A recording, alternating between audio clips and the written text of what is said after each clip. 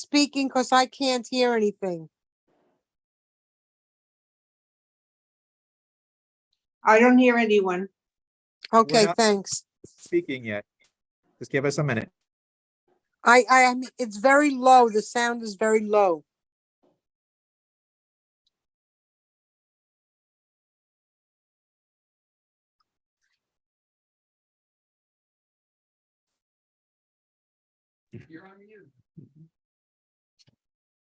All right, we're good. Begin. All right, good evening and welcome to the September 13, 2023 full board meeting of Manhattan Community Board 6. This is our first in-person gathering in over 3 years and our first ever hybrid meeting. So we want to applaud for that. That's great. And this is actually the first ever meeting I've ever presided over as chair in person. If you can believe that, it was crazy. So my name is Kyle Fine. I'm the chair of Community Board 6, and this meeting is being called to order at 7:05 p.m. Tonight, we are joined by Secretary Steve O, District Manager Jesus Perez, Assistant District Manager Brendan Berth, and Community Coordinator Brian Lafferty. Before we begin, I want to thank Waterside Plaza residents and staff and the Waterside Tenants Association, especially President Janet Handel, who's been a wonderful friend and even better host. So we're thankful for their hospitality tonight. As a reminder, New York State law now requires all community board members who are not able to attend this meeting in person to have their cameras on and their first and last names displayed from the time the meeting is called to order until the time the meeting is adjourned. Additionally, please remember that members attending virtually cannot count towards quorum except for certain extraordinary circumstances. As mentioned, tonight will be the first ever for our community board, and we are conducting our meeting hybrid, meaning that there are members present in person as well as online. All community boards throughout the city have been dealing with the challenges of space and technology, and to be frank, it has not been easy or smooth for anyone. There will be hiccups tonight, which means that there will be a special need for everyone to be especially understanding, patient, respectful, and in observance of our ground rules. I will call members out of order for violating any of these rules, so please let's not get it to that point. To conduct an efficient meeting, these are the ground rules we will follow. No one may speak until granted the floor. Please first raise your hand, in person or online, and wait for the chair to recognize you. Once you are recognized, you can make a motion from your seat or online. If you wish to make a comment, you will make your way to one of our board staff, Brendan over there, so that you can speak into a microphone. The board staff will hold the microphone, so please do not grab the microphone from Brendan. It is extremely important that only one person speaks at a time. Members of the public and members of the board participating online need to be able to clearly hear what is being said. The chat function for our online members should not be used for CB6 business or questions about agenda topics. All such remarks should be made on the record by raising your hand through Zoom, and the chat should only be used to alert us to any technical difficulties you are having to state in writing information such as an email address or link that was already stated aloud on the record during the meeting. And to the members of the public, if you wish to give remarks during the public session and have not already registered by filling out a form, you can register to speak in the public session on Zoom by using the Q&A feature of Zoom and posting your name, affiliation, and the specific topic you wish to speak about. Or if you're here in person and want to speak in the public session, please fill out our public speaker form, which is near the sign-ins to my left-hand side near the CB6 newsletter. This needs to be completed by 7:15 p.m. For the agenda for tonight's meeting was distributed ahead of time by the board office, was posted online and appears on the screen before you. I would like to ask the board to make a small amendment, which is to pull the old new business agenda item up to number 3, so that there isn't a large gap of time between our votes. With limited time and possible tech issues tonight, I would like for us to complete all of our votes at the beginning of the meeting so that we can address any issues immediately instead of waiting until the end of the meeting. If there is no objection to that, we will adopt the agenda as stated. So board members, if you object to adopting the agenda, please raise your hand. Anyone online? Nope. Okay. Seeing no objections, the agenda for tonight's meeting is adopted. We will now take attendance by roll call. All right, we'll take attendance by roll call. Board members, you can unmute yourselves and answer for president when your name is called. Okay. Majed Abdul Samad. Winnet Apiu. Kyle Guy, Present. Neil Barclay. Martin Barrett, Present. Elvie Barroso. Claire Brennan. Jim Collins, Present. Jonathan Durko. Stu Dexter, Michael Devereaux, Present. Beatrice Disman, Present. Jason Fromowitz. Eric Goldberg, Gerald Jones. Paige Judge. Paige, Age might be a few minutes late. Rahul Kakad. Rupal, sorry. Okay. John Keller, Present. Nadeem Kilani. Abigail Cruzmark. Sandra Leftoff. Jason Lippman. David Lowenstein. Anton Mullner. Present. Sandra McKee. Richard Mintz. Rajesh Nayar. Kevin O'Keefe. Present. Moi. Rachel Patel. She on that? I She think I saw is. She's not unmuted. Oh, Rach, I'm here. Stephen Perez. Present. Miriam Ralph. Present. Matt Roberts. Present. Roberto Ruiz Melendez. Present. Lawrence Shire. Present. Ann Seligman. Here. Yes. Sandra Sherrod. Livia Shrednick. Aisha Siddiqui. Lady Simon. Present. Anna Singelman. She's not on the fourth meeting. Okay. Susan Steinberg. Present. Mark Thompson. Present. Gabriel Turzo. Brian Van Nieuwenhoven. Present. Jerry Weinstein. Present. Matthew Weitraub. Mara Wong. Peter Zaidi. Present. With 41 in attendance, we have quorum. All right, thank you, Steve. I will now call on each of the elected officials who have RSVP'd so that they can take questions from CB6 members and the public about their pre-submitted reports. Each elected official will have 1 minute to field questions. If there are no questions, we will move on to the next elected official on our list. If an elected official has a time-sensitive matter to report on that didn't make it into their pre-submitted report, they will have 3 minutes to do so. During this part of the meeting, we will also hear from government agency representatives who have requested to address the board tonight. And so first up, call over Borough President Mark Levine.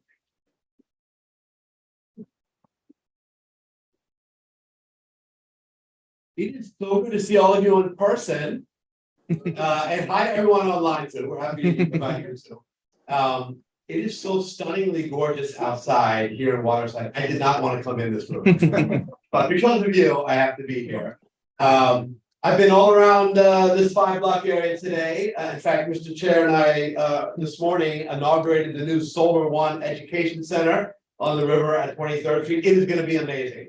Have you seen the renderings? Have they done a presentation here? It's going to be a source of sustainable energy and train young people for careers in this new world of green technology. It's going to be amazing. I know this board has been very, very, very supportive over the years. So thank you for that. I want to introduce a brand new team member. I don't know if you had a chance to meet her yet. Our brand new community board 6 liaison, Baraka Rosenberg, is right here. You can stand up. She's awesome. You're going to love her.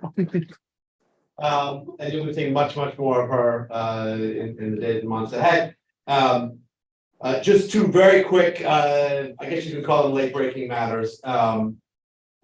We have been doing a lot of work on indoor air quality in the wake of the pandemic, preparing for what may come next with your wonderful local council member, at least in this part of the board, Majority Leader Keith Powers. And we have a hearing coming up 2 weeks from today.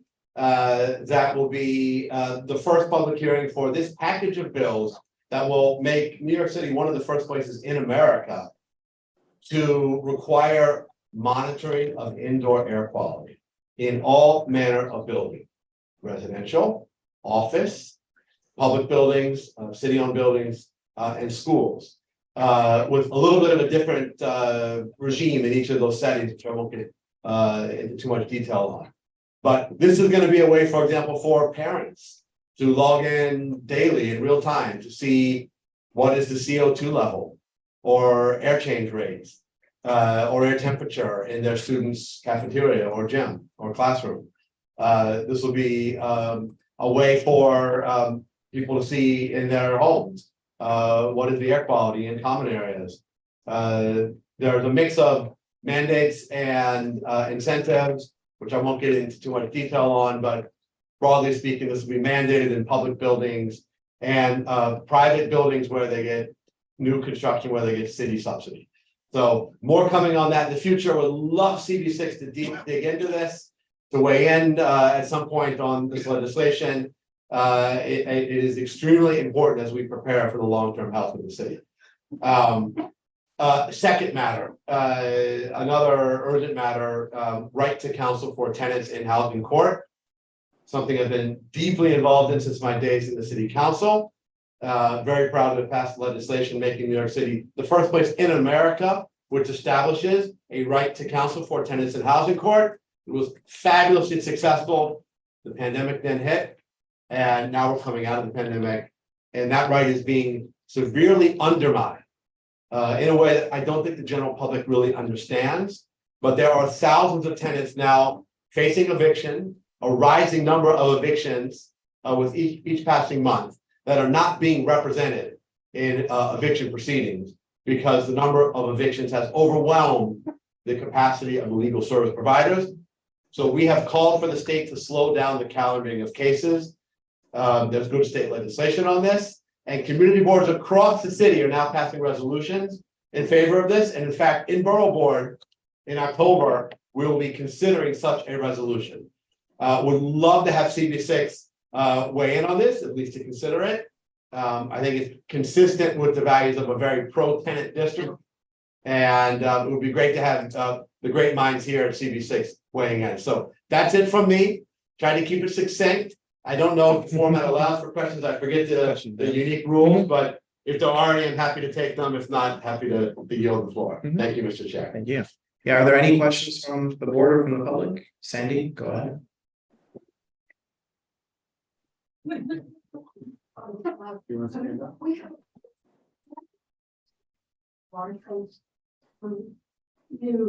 New conduct affecting calls, but we're wondering how will that get implemented? If we support it, we haven't voted on it yet, but what's the next step? So we proposed creating a Department of Waterfront Protection, which is what you're referring to, Susan, because right now there are, we've counted them, 11 city agencies have jurisdiction over waterfront resiliency projects. That does not count 6 state agencies, and I won't even get to the federal government. But we at least want to consolidate the authority from the city so that there's accountability for you as a community, as a community board, to expedite construction. And so that once it's actually built, there's one entity we can go to make sure it's run well. And we have scored what I would consider to be a significant victory. There is going to be major consolidation under the Department of Environmental Protection. It goes pretty far to what we were calling for in creating a standalone department, and we haven't given up on that hope ultimately. But this is a big deal. There was a lot of internecine turf war stuff they had to work through. So I think there's going to be some public, further public announcements on this. It was in the mayor's updated plan YC, so I'm not saying anything that's not been said publicly, but would love to engage with you, Susan, and the board on this as we hammer this out. It's going to be a big step forward for waterfront resiliency, which I know this board cares a lot about. Okay, thank you. Are there any further questions for the borough president? Yes, go ahead. Can you please make your way to Brendan so we can speak to the mic? Brendan, please go on to the mic.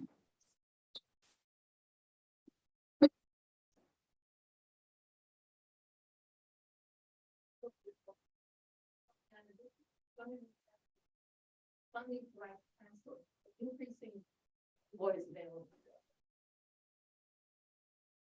We're not putting enough money into paying for it.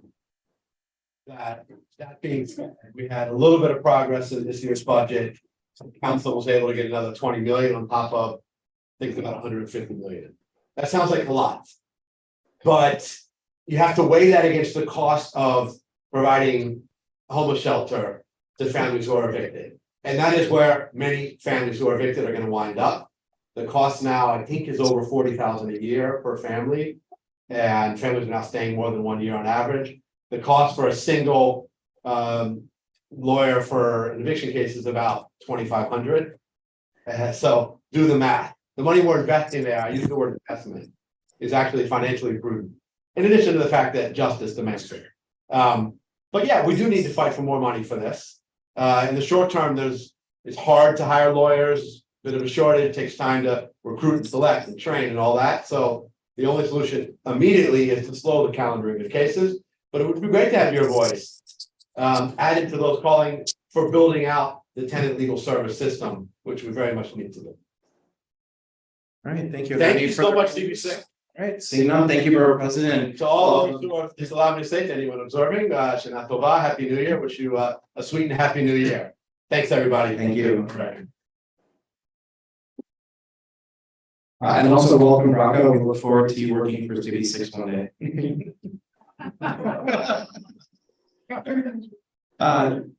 Yeah. And in case anyone doesn't realize it, Jesus and Brian both worked as the community liaisons for the borough president before working for CB6. Next up, I saw Katie Lowe from Councilmember Rivera's office. All right, are there any questions for Councilmember Rivera's office? Brian, oh, is that a hand up? No. Oh, okay, hello. Just the way. Yeah.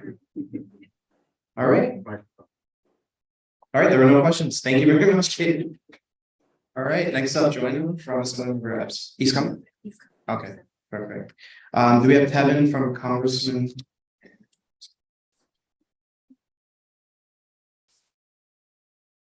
Person Goldman's office, lower part of your district. Nice to see everyone in person. Are there any questions for Representative Goldman's office? All right, seeing none, welcome Tevin, thank you. All right, next up, do we have Peyton from Senator Gonzalez's office? All right, seeing, do we have Eric? She's here. She's here. On. Okay. Peyton, are you here? Yeah, I'm on Zoom. All right. All right, welcome Peyton. Are there any questions for Senator Gonzalez's office? All right, seeing none, any quick remarks? Hi, hello. All right, thank you very much, Peyton. Do we have Eric from District Attorney Bragg's office? I just saw him. Hi, Kyle. Can everyone hear me okay? Yep, we can hear you. All right, perfect. Hope everyone had such a great summer. Crazy to think that it's almost over, especially when it's like still 90 degrees out. But wish I was there in person. Wanted to give you a few updates from the DA's office that weren't included in our report. Would encourage people to look in the report because I think we highlight a few initiatives that we're really happy with. That being said, we just wanted to give a really quick overview of some things that we were up to over the last few months. It was a super busy summer for us, so I will spare a full recap, but I'll go over a few of the highlights. A few months ago, we conducted a gun buyback in which we recovered 50 firearms, including some semi-automatic weapons and some ghost guns, and we were really happy about this because it's those are particularly difficult for us to track down. We also afterwards had our Art of Healing event, kind of on the other side of gun violence and violence in general. It's a festival that allows the community an opportunity to heal from all different kinds of violence through the arts. So there were things like spoken word, music, dance, food, and it was a lot of fun. So thanks for everyone who came out to that. We also held our high school summer internship program, and that's always something that's really exciting for the students that join us because they get to ultimately propose a policy change or create a policy proposal that they then present to our executive team. And speaking of students, we've also been very active out in the community trying to get some backpacks and other school materials to kids through back to school events. So that being said, if anyone has any that they think that would be really helpful for our office to get involved in, please feel free to reach out. I know not everyone in person has access to the chat, but somebody from CB6 can can always give you my info. Happy to answer any questions on anything I mentioned or anything included in my report, but I think that's all I have. So I'll hand it back to you, Kyle. Thanks, everyone. Thank you very much, Eric. Are there any questions for the DA's office? All right, seeing none, thank you very much, Eric. We'll now move on to James from Assemblymember Boris's office. It is on. Hey, everyone. Hi, James. Are there any questions for Assemblymember Boris's office? All right, seeing none, any quick remarks? Hello and good night. All right. Thanks so much. We'll now move on to Justin from Senator Kruger's office. Hello. Hey, Justin, how are you? All right. Great. Any quick report? Any questions? Senator? All right, thank you very much. Appreciate it. And we'll now go to Pat Hill from Councilmember Powers' office. Good evening, everyone. Sorry I couldn't be there in person tonight. I'm actually in the middle of a move and a lot of my big items were getting delivered tonight, so had to be here for that. But I definitely am going to be joining you guys next month, and I'm excited for that. I don't have anything additional to add to the report that we submitted, but if there are any questions, I'd be more than happy to take them. All right, thank you, Pat. Happy moving day. And are there any questions for Councilmember Powers' office? All right, seeing none, get to those boxes. Thank you very much. Individuals who didn't RSVP were here? Yes. Good evening, everyone. My name is Curtis Shaw. I'm the Hatboro Advocate in the office of Jumani Williams, the public advocate. I did submit the report. I'm not sure if they received it. They received it. Oh, perfect. Great. Are there any questions? Everything is there? All right. Thank you all. Yeah, and welcome. Appreciate it. I'm gonna wait for Harvey to come. All right, we'll now move on to the public session. Jesus, has anyone signed up to speak in the public session? There were a few more electeds here. Oh, Are they not? We see the mayor's office and we see Harry Gale from Councilmember Menon's office. They did not register, but just checking that you did not want to speak or be acknowledged in some way. Oh, I'm happy to speak. All right, welcome, Be Harry. happy to speak afterwards. Right. Never asked a politician's office. They don't want to speak. Please register next time. We almost forgot you. All right, Harry, go ahead. Yes, our apologies about that.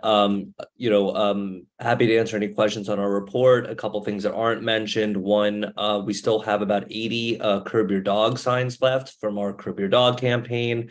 It's been a resounding success. We have them all across the district. I'm happy to distribute more of those. You can always stop by the office and pick up a few or give us a call and we can work something out. We'd love to get more signs down in Sutton Place and other areas.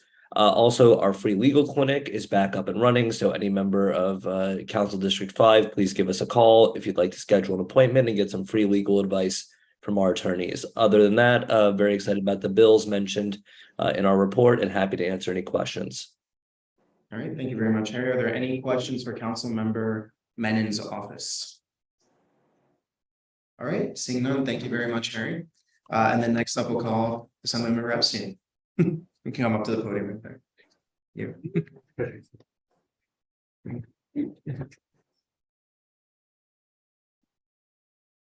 Just because I started, you walked in. You're like, everyone in person here at a community board meeting, like, yeah, people feel the impact. Yeah. Been that 3 years, right? So I think we take responsibility for working you back in the person. I apologize and congratulations. I'm gonna bring that up. Event going on. Really great to see a lot of you. And my name is Harvey Epstein. I'm the assembly member here where we are in the 74th Assembly District, and I really happy to be back here at CB6. Joanna Sanchez, who's my reference interpreter. We have a report. I'd say there's a lot of things going on in the neighborhood. We're doing a lot of events in the next couple of weeks. So if you want to get involved, we have a couple shredding events coming up. We have an event next week. And we'd love if you want to come. This event on the 21st at Strauss Houses. We're doing community social, would love for someone to come talk about CB6 and get involved in community board and getting more people in our neighborhood to learn about this. What I've learned over the last few years is, while a lot of us know what's happening, you know, there's a lot of people who don't, and they don't understand it. There's no way for them to connect until they figure it out. And once they get connected, they really start engaging. We did an event in January over at National Arts. We had like 100 people who like wanted to get involved. Some joined the community board, some got involved, some got involved in local political issues, and that's really what it's about. So I have these thing events called Penguin Party. If you get our newsletter, we have a bunch coming up. We're doing something at Bellevue Park. We're doing a shredding event, I think, at Bellevue Park. We're doing a couple of other events there, since it's now a beautiful park that has been rehabbed. And so we're out of session right now, and so there's not a lot of things going on in Albany. We're, you know, trying to get the governor to sign a lot of our bills that we passed this year. And the biggest crisis really is, I mean, there's a lot of people want to talk about, you know, the asylum seekers, and there are a few asylum locations in the neighborhood, and trying to get the federal government, because they get people work authorization. Obviously, it's a crisis, not just in our city and our state, but in our country, that we really need to have a unified national response. You know, like, across the street from my office has been an asylum location, there's been a lot of clothing jobs. But what most important that people say to us, and say to me, is, and I want to work, I want to, you know, I don't want to be forced to live in a congregate shelter with people, you know, with 300 people I've never met before. I want to go get a job, and the only way to do that mostly is through federal authorization. There's a, you know, there's a lot of ways that the Biden administration can do that. TPS is the first and foremost way. There's 40% of the people who are here are from one country, Venezuela, and if we gave those 40% TPS status, they could work immediately. So, you know, we really encourage people here to get involved, because we don't. This is going to be a, you know, I think we will have lived through lots of crises, so I don't agree with the mayor that this is a crisis that's going to destroy New York. I don't think anything is going to destroy New York in that way. We're going to be stronger through it, but we also need to make sure that we have a collective response. And I know that people talk about congestion pricing. That's a thing that's coming up sometime next year, maybe, and some litigation, but so we're doing some forums around that, a lot of education around that, and just so people know, I still have legislation to make sure there's a residential exemption, which is what I believe and will continue to believe. But I also think we need to deal with the issues of congestion and climate. I also believe in residential parking, because people drive into our neighborhood all the time, they park on our streets, and every big city in the world has a kind of residential parking permit system. New York, for some reason, allows people to park on our streets for free. We don't let anyone do anything for free in New York, to park on our streets. I don't really understand it. So I think we really need to change the system. And I'm done, and if you want to take a question or two. Yeah, no, are there any questions for Assembly Member Epstein? Or me? Yeah. CEA, could you walk over to Brendan, please? More of a comment than a question. I want to thank you. You're the first elected official I've heard say the most obvious thing in the world, which is just let them work. And thank you for that. And I hope that that voice continues to grow, because it's still called crisis your district. Just so, thank you. Yeah. All right, thank you very much, Katie. Anne, go ahead. Yeah, I can follow up with your office on this about congestion pricing, because I think there's a lot of complexity in how you do the pricing for exemptions. I like the Staten Island, the horizontal bridge model, where you pay a percentage. So you still have an incentive not to drive, but you're not penalized for living there.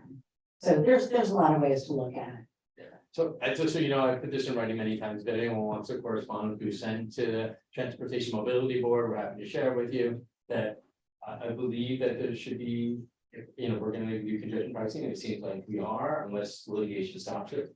I think it shouldn't be a two-way fee. It shouldn't be a fee for entering and exiting, because it's about congestion. So about entering the congestion zone, not leaving the congestion zone. I think we talked about staggered rates, and I think as we continue to talk about is what are the rates for residents? We know people under 60,000 or who pay less than 60,000 are excluded. I don't think 60,000 honestly is the right number. I think it's regressive, because a family of 5 at 60,000 versus a single individual at 60,000 are very differently situated. And we often do think about hours and kind of, you know, what are the hours issues? Does it make a difference you coming in at 9 a.m. or 9 p.m.? Does make a difference you coming in at Sunday night versus Monday morning. I think those are fundamentally different experiences. And I think congestion pricing needs to reflect that. I've told that to the board. I sat down with Kathy Wild, who's the representative on the board, and had a specific conversation. I'll continue to push that, you know, till when the board makes a decision, hopefully by the end of the year, and post that depending on litigation. I'm assuming there's gonna be litigation because there's going to be litigation. You know, already Jersey sent out, there's gonna be lots of litigation. It may delay this for a while, it may not, but there's gonna be actual harm to people that experience. All right, and a question from Brian, Brendan? Just the commentary about, just some commentary about congestion pricing, which we've been looking at. It seems like the most precious part of the program, that the opportunities that are being offered are actually in reduction of congestion and the reduced pollution from that congestion. And so when they're scoping out program at the state level, particularly the MTA, can make that final decision about what the pricing structure and everything is of that. The most important thing is that we retain as much of the office as possible, and hopefully we can do that while being fair to residents and whoever within the city without giving exemptions or really allowing the program to be abused. The other thing is that it's so critically important for the MTA and for the city elements, but particularly the upstate elements, to make sure that there are more transportation options, and that money that is coming in is going immediately into increased service and better commuting options for those who are going to make that choice to take their trips into the city via transit or other options. There's been some observation that there's not a lot being planned at this point. And so they kind of need to put pedal to the metal. It's only about 6 to 8 months out at the soonest possible implementation. Yeah, the implementation is planned for May of 2024, so that's around the corner, and they still haven't set the rates, and they were supposed to set it by September 2023, which is right now. So we know they need to make some decisions, but I think fundamentally the most important thing we just said right now is what we're committed to. When we passed it in 2019, we committed to lockboxing the money. You know, we had two sources of funds, was a change in the real estate tax rate for sales of real estate.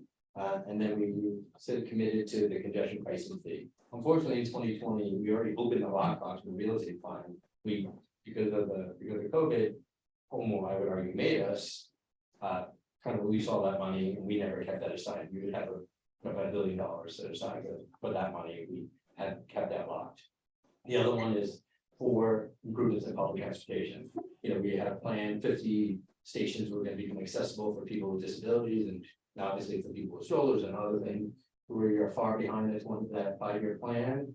I think we are 5 years behind that 5-year plan, and so we really need to make sure that it's accessible. But it isn't just end like that, right? I think you're right. It's like, what are we doing about improving other forms of transportation? You know, we have a lot of issues around bike lanes, especially with the mopeds and e-bikes and those lanes and not following rules. How do we improve the forms of transportation? How do we improve safety, pedestrian process? All those things are part of the congestion pricing plan, which we haven't seen. So until we see those improvements, people in New York aren't going to feel the benefits, they're just going to feel taxed. We need to make sure this is a comprehensive solution. I know people saw the article this Times over the weekend. I really reiterated this point. I would encourage people to think about this as a comprehensive solution. That's what we passed, and you know, we need the mayor and the governor to really implement that along. Yeah. All right, seeing no further questions, thank you very much. And thank you all for coming. We have that Thor one will be back and operational. We're all going to see you all there. Yeah. All right, we'll now move on to Robin Force from the mayor's office. Hi, good evening. Nice to see Community Board 6. Happy autumn. I just have a couple of brief announcements, and I will be there next month in person.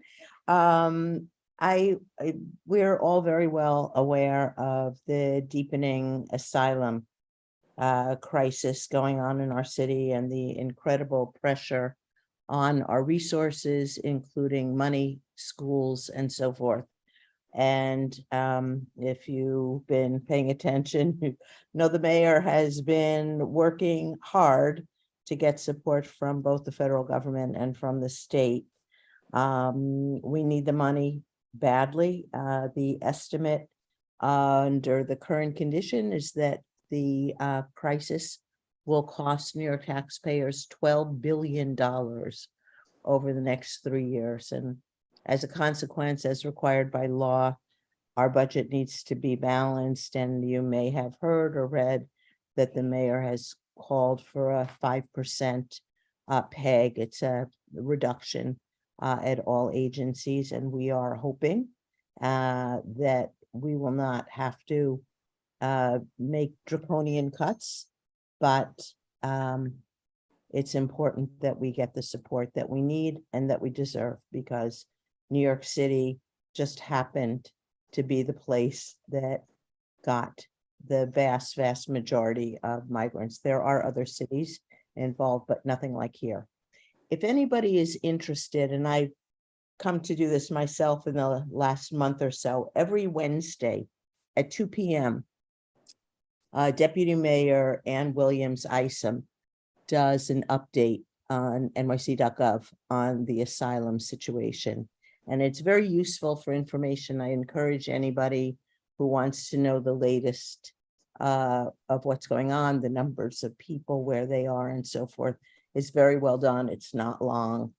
And usually she has another speaker with her, maybe from Health and Hospitals, or last week there was somebody from DDC talking about the conversion of a building to a temporary shelter. So anyway, I encourage anybody who might be interested to watch it, because it's a good source of information. The other thing I wanted to mention, I don't know if people read about it, at the end of last month, the mayor announced a program to text with Eric.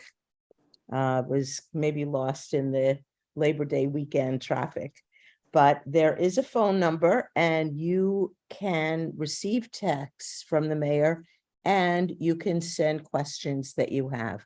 I can't promise that the mayor himself will get back to you, but you will get answers from somebody at City Hall. And I'm happy to give you the phone number here, or I can send it to Jesus and you can list it somewhere. So whatever works best for you. All right, thank you very much, Robin. Are there any? I'll give you the number before I go if anybody wants it. Okay, it's 917, if anybody has a pen or their phone out, 917-909-2288. And I tried it myself and it works. So thank you very much, and I'll see you next month. All right, thank you very much, Robin. Seeing no further questions for the mayor's office, we'll now move on to the public session. Thank you. Hello, everyone. Attention in the first three rows, you will get wet. The first person in the public session is Jacqueline Bonomo. She is a resident of Manhattan Community District 6 and wishes to share a proposal to improve the dog run at Peter Detmold Park. All right, Jacqueline.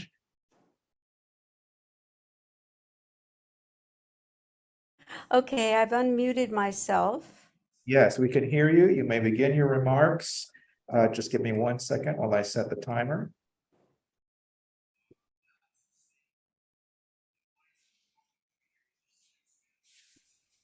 All right, you may begin your remarks now. You have 3 minutes. I am a resident here for about 20 years. I have a small dog. I've had other small dogs, and I really enjoy the dog park. It's a wonderful resource. But a lot of places in the city have separate areas for small dogs, basically for their safety, because it only takes one aggressive dog or one aggressive move for a small dog to be badly hurt. So when I take my dog to the dog run, there are, dogs up to 50, 60 pounds, and he's running along with them, and he could get caught he could get trampled, so it's a little bit nerve-wracking. But it came to me that I would like to make this proposal and see how people feel about it. And I was told that, you know, we'd have to take a poll. And that there's a lot of people, and I was wondering how we would inform the users of the dog run about this proposal.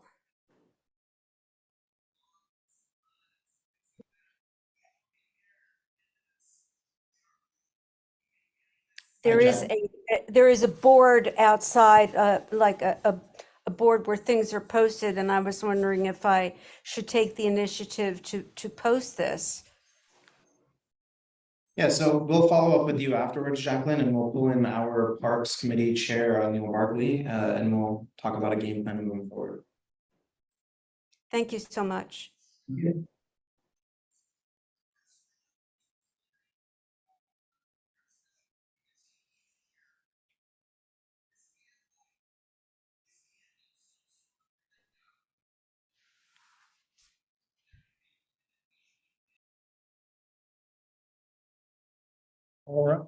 All right. The next person on the list is Michael Ann Rowe, who is a resident of Community District 6 and wishes to speak about the agenda item addressing term limits for CB6 board officers. Point of personal privilege, can you turn the volume on the TV up by any chance? Yes, it's not coming from the TV, it's coming from this. Is that any better? Well, this is coming from here, but when people speak here, it comes from here. We're trying our best. Again, I'm glad that the hybrid option is enjoyed by folks, but by forcing us back and giving us no resources, we are having to do the best we can. And no, it's not funny, because we literally have as a charter mandate, the mandate to meet every single month, except during the summer, and have public meetings. If this is something that the city feels is worthwhile and wants us to do, the city should fund us, and the state legislature should grant us some flexibility in the meantime so that we can do the best that we can. Sorry about that. Jesus, give me a bill. You Yeah. wanna draft something? We have one. Yeah, we'll send it. We started with a resolution. We have that. Okay, all right. I'm sorry. I don't see Michael Enroe online. Is she present here? Okay, Michael Enroe, if you'll approach the lectern up there.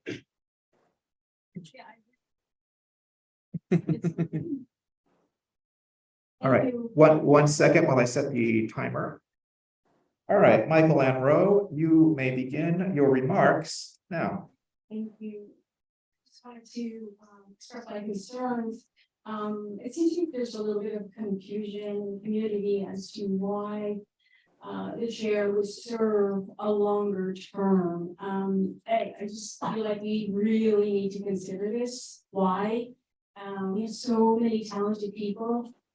I think the 3 years is great, and you serve your term. Move on, let other people move in, let them have a chance at serving as well. There's a lot of talented people to do that. So I think we really should bring this to the fore, and it should be a real topic of discussion this evening. Thank you. Next on the list is Alan Robert Kofler, or Koffler, I'm sorry if I'm mispronouncing that. A resident of Manhattan Community District 6 who wishes to speak to the board about an item on tonight's agenda. Is Robert here person? If you'll approach the lectern, please. All right, Mr. Koffler, you'll have 3 minutes. You may begin your remarks now. Hi, everyone. My name is Alan Koppler. I've been a resident in CB6 for about 23 years now. I've never spoken up before in a CB6 meeting, but what compelled me today to leave work early to stand before you is my belief that the basic requirement of honesty, the minimum of full transparency, and the need to have our community voice heard before the CB6 board. The same board who is supposed to have our proverbial backs and champion us, the residents, keeping us at the forefront of every decision and vote they undertake. I hold nothing personal against any of you, nor do I hold anything in favor of you. I do not, to my knowledge, recall ever meeting any of you. So what I share right now is total surprise that the entire country is discussing term limits while CV6 is proposing term extensions. Each of you took an oath to vote in the best interest of our community and be free of any conflicts of interest. Term extension questions both of these basic membership requirements. If term extension was indeed in the best interest of the community, then why didn't CV6 roll this idea out with clarity to the community? Why didn't they send out an e-vote or at a minimum, a poll survey asking the community if they agree that term extension is in their best interest? Moreover, your votes are ethically and legally supposed to be free of conflict of self-interest. But if I understand the situation correctly, you are the very same people who would benefit from the extensions. You're voting on something which benefits yourselves. This violates the bylaws. Why would anyone think term extensions are healthy, especially in light of the voters directly benefiting from their own votes? I don't like hint of corruption, whether monetary, spiritual, or political. The entire term extension proposal, at least from my vantage point, is motivated by everything except servicing the community. Vote no and demonstrate to the residents of this district that you prioritize us, your community, above all else. Thank you very much. Thank you. Thank you. Next on the list is Craig Eisman, who is a resident of Manhattan Community District 6 and wishes to speak about migrants. Is Craig present? Just to be clear, I just. Oh, Craig, can you come up to the front, please? Thank you. Is this Craig? Are you Craig? Okay. Just making sure. All right, Craig, you will have 3 minutes to make your remarks. You may begin your remarks now. Thank you for having me. I've been wanting to attend and get a better understanding of how the community board system works. I lived in New York for almost 5 years, and this is the second board meeting that I've gone to. The first one was a CV6 meeting about 10 years ago. There was 5 of us. It was nowhere near this formal or well attended. Thank you for having me, and I'll give it to you. Thank you. Okay, thank you for your remarks. And the final speaker on the list is Susan Fields, a resident of Manhattan Community District 6, who wishes to express her view that e-mobility vehicles are becoming increasingly dangerous to pedestrians. Ms. Fields, I don't see you online. Are you here in person? Let me check once more to make sure she's not here. Going once, going twice, Susan Fields. All right, that concludes the public session speakers list. All right, thank you, Jesus. We'll now move to the adoption of the previous meeting's full board minutes. The minutes from the June 14th full board meeting were distributed to board members ahead of time by the board office. If there is no objection, we'll adopt the minutes as drafted. 1 second, I'm sorry. Brendan, have we forgotten someone? Yes, Ken Baker. Okay, I was not told about her. Give me 1 second. I'm sorry about that. Do we have her card or do we have her registration? Oh, okay. Here, come on. Yeah. Sorry about that. Our final speaker is Kim Baker, who will speaking to you on a topic of some kind. Give me 1 second while I pull up the timer. All right, Ms. Baker, you may begin your remarks now. You will have 3 minutes. To me this morning, for being here today, and I appreciate the opportunity to say thank you to the community board for a very big event. I represent Friends of Dag Hammarskjöld Plaza. I'm on the board there in front of the UN, and some of you may know that we've been undergoing a process with the Parks Department and the City of New York to get the funding needed to get a lot of our infrastructure updated and repaired. This has been going on since 2017. And at one point in this exercise, I made an impassioned plea on Zoom to Community Board 6. And Kyle took it upon himself to say, let's talk after. We got together and met. And while that initial meeting didn't further the funding, what happened was we were able to start communicating our needs through Community Board 6 with help of many of the chairs of the different groups here in the board to get things like our lights turned back on. We were literally in the dark. I mean, it was a disaster. And with fountains off, things on fire, lights off, it was really becoming a dangerous zone in Manhattan. So I'm here today to thank Community Board 6 for all your efforts. We have things we need to get done, which we can submit, things that we still need to get done. But I can't thank you all enough for those who shouldered in here. And I look forward to the opportunity to turn this beautiful space back to the community after the renovation starts. We understand that's going to start happening in phases this fall. The other group I wanted to mention was the Turtle Bay Association, who was also really instrumental in working side by side with us, continuing our communications with the city of New York. So all of the agencies and all of the groups and volunteers and people here who helped get this across the finish line is a really big deal. It's nearly $4 million. I know we're all running out of money here in the city, but this is fantastic win for us. I feel like we won an Oscar. Thank you all. Thanks.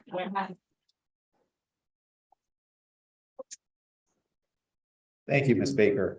All right, now, okay, perfect. Yeah. Yeah, you can talk, you can speak with them. Okay. All right. Thanks, everybody. Thank you for your remarks. That concludes the. Anyone else? Speakers list. All right, the minutes from the June 14th full board meeting were distributed to board members ahead of time by the board office. If there is no objection, we'll adopt the minutes as drafted. So board members, if you object to adopting the minutes, you may raise your hand. Eric? Did I speak to that Yeah. objection? No.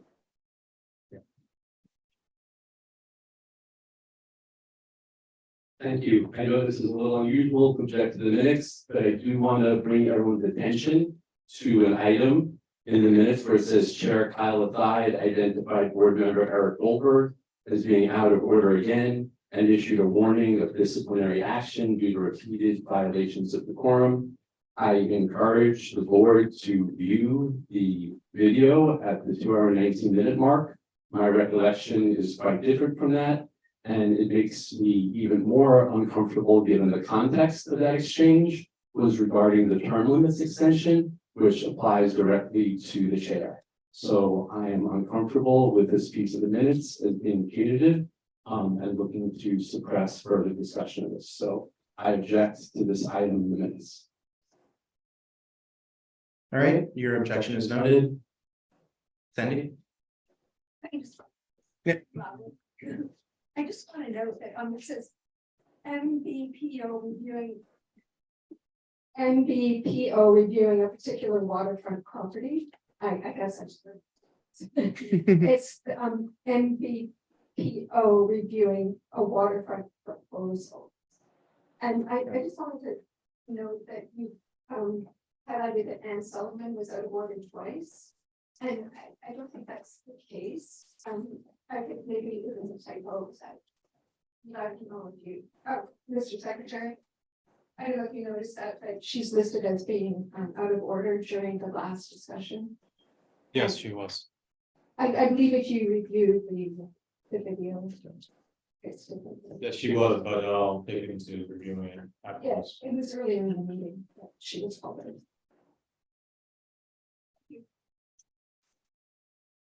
Okay, seeing no further objections to the minutes, are there any further objections? All right, the minutes are adopted. They will soon be available on the CV6 website.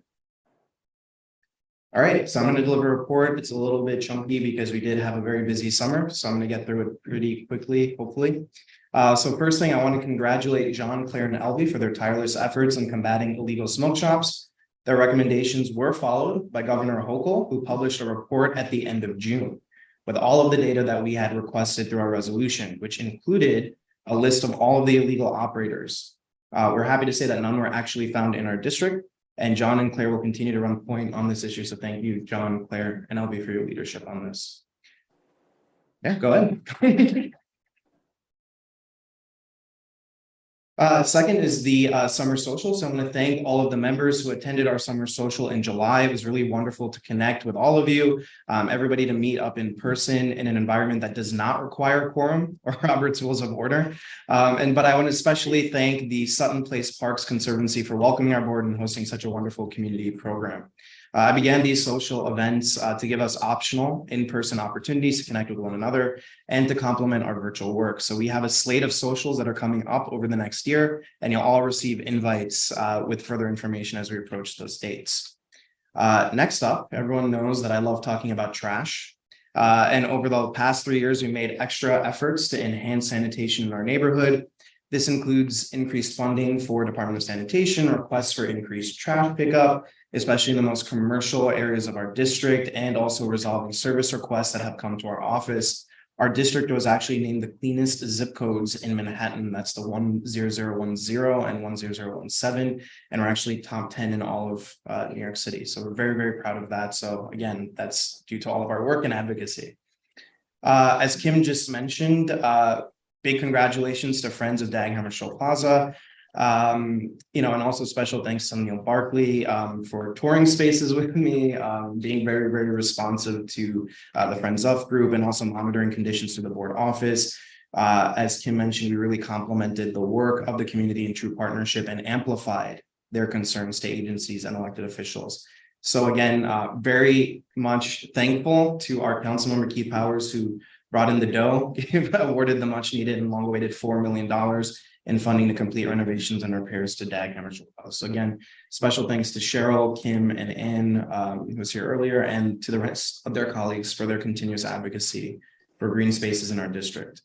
Next up, thanks to all that attended National Night Out in August, especially our volunteers. And I'm going to give them a shout out. So John DeRico, thank you so much for volunteering. Steve O, Neil Barkley, and Michael Devereaux, Brian Van Nieuwenhoven, and our newest members, Rupal Kakad, Roberto Ruiz Melendez, and Jerry Weinstein. They volunteered before they even attended a meeting. So thank you so much. You were wonderful representatives for our work.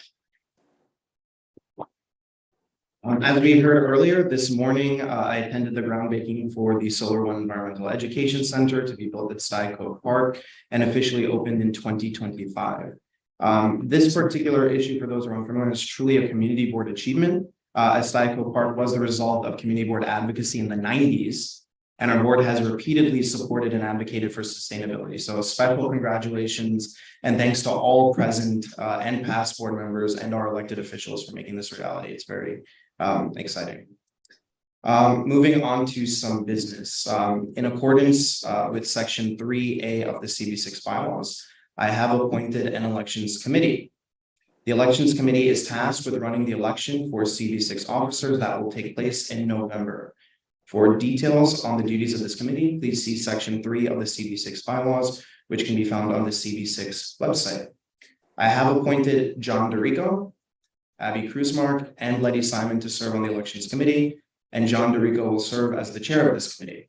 And John will now say a few words about the election process, and you should come up to the podium.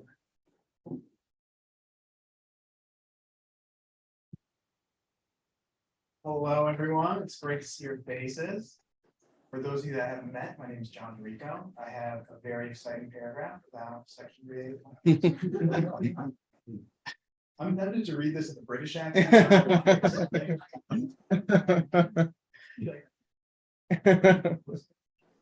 As indicated in Section 3A2 of the CB6 bylaws, any eligible board member running for any officer position, that member shall submit their own intention to run the chair of the elections committee, myself, in writing by 5 p.m. on September 27th, 2023. You may send your written intention to info@cb6.org, copying myself, with intention to run in the subject line. The CB6 office will forward all intentions to run to the elections committee after September 27th, 2023. Nominations can only be made from the floor at our October full board meeting. For any questions, please contact info@cb6.org in the CB6 office. We'll direct your questions to the elections committee. As a reminder, the elections committee serves to oversee the technical processes of the election and ensure compliance with the board's bylaws. We are not consultants for anyone's candidacy. We're also going to send out a reminder about this afterwards, because that's a lot of numbers. Thank you all. All right, thank you, John. All right, and last but not least, I want to remind everyone of our new attendance process going forward. We will now need to submit RSVP forms ahead of our committee and full board meetings to ensure that we are meeting quorum in person to allow for virtual attendance. So please refer to my email from last week for details and reach out to Jesus and myself with any questions that you have on that process. Related to this, we all need to thank our board office staff, Jesus, Brendan, and Brian Lafferty.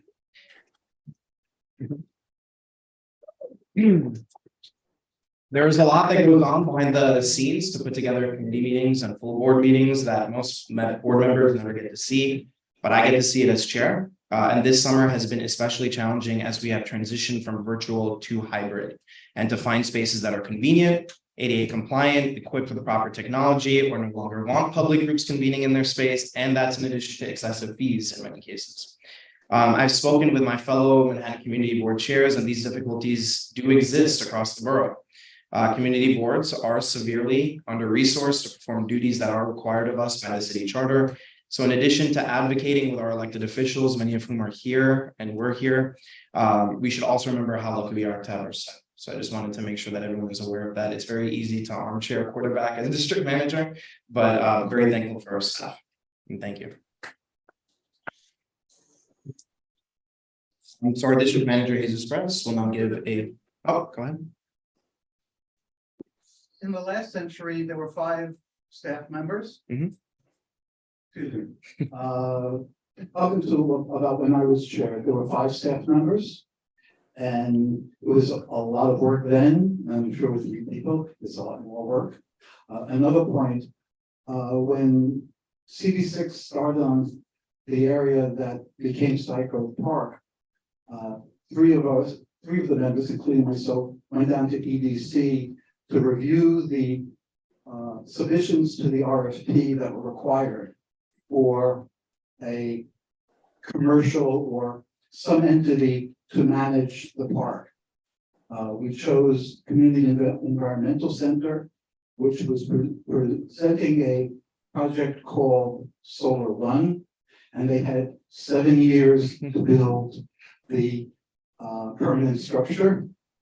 And while we're 16 years past the 7 years, it's great to see that was what they had. Thank you very much, Marty. All right, and we'll now move on to our district manager, Jesus Press. We'll now give a report. Thank you, Kyle. I know we have a meeting agenda, so I actually won't say very much on my report, but I will reiterate what Kyle has said.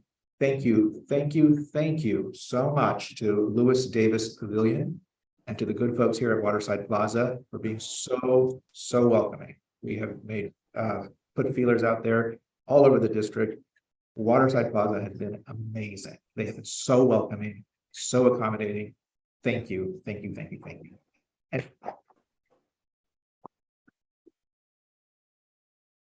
it is much harder than doing it now than it was before the pandemic. And thank you, Janet Handel, again, and the president of the Waterside Plaza Tenants Association for facilitating this. Thank you so much to you too.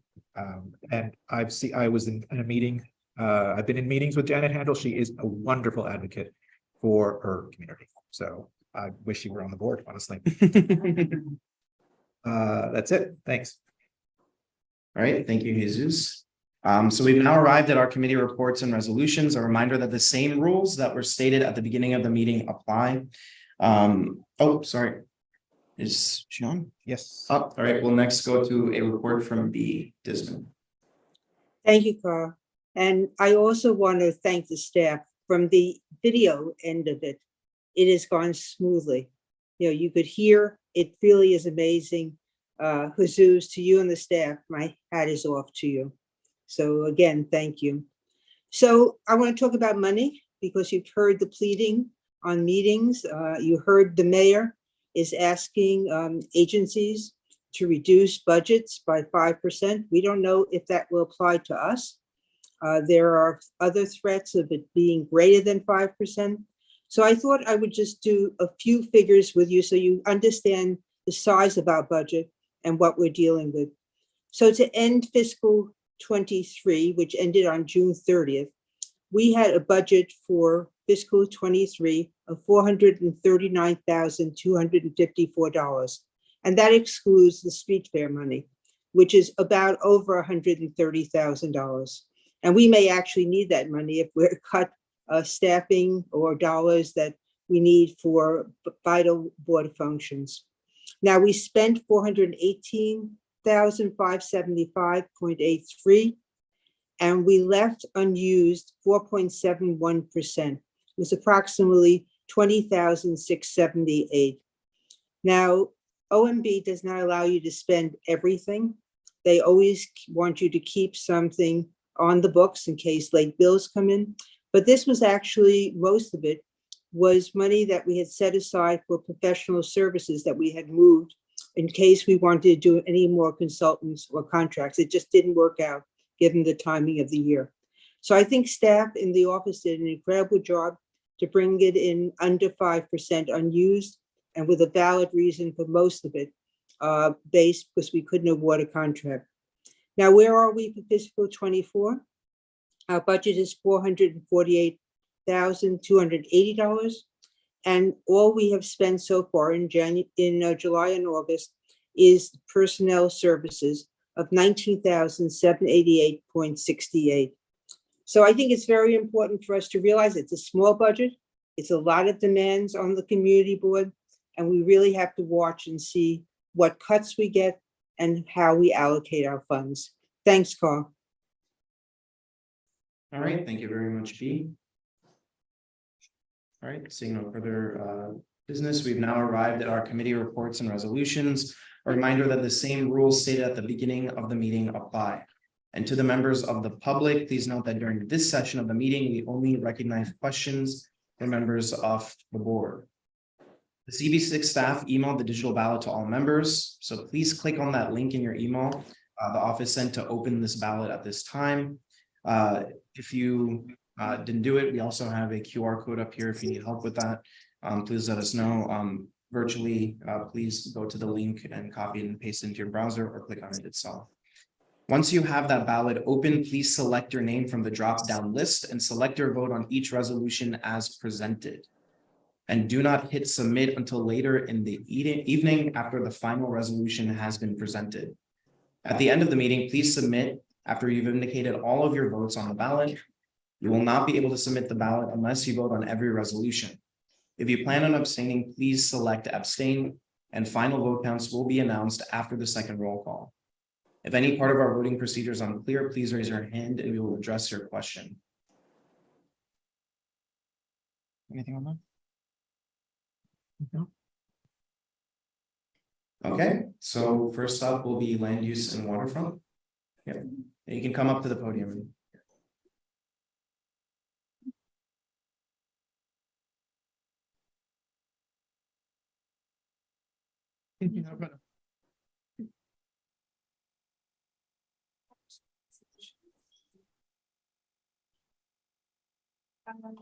The first one is calling on the city of New York to form a new agency focused on the city's water.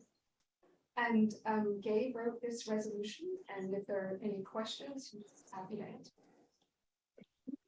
All right, any questions for 1A? If someone has a question.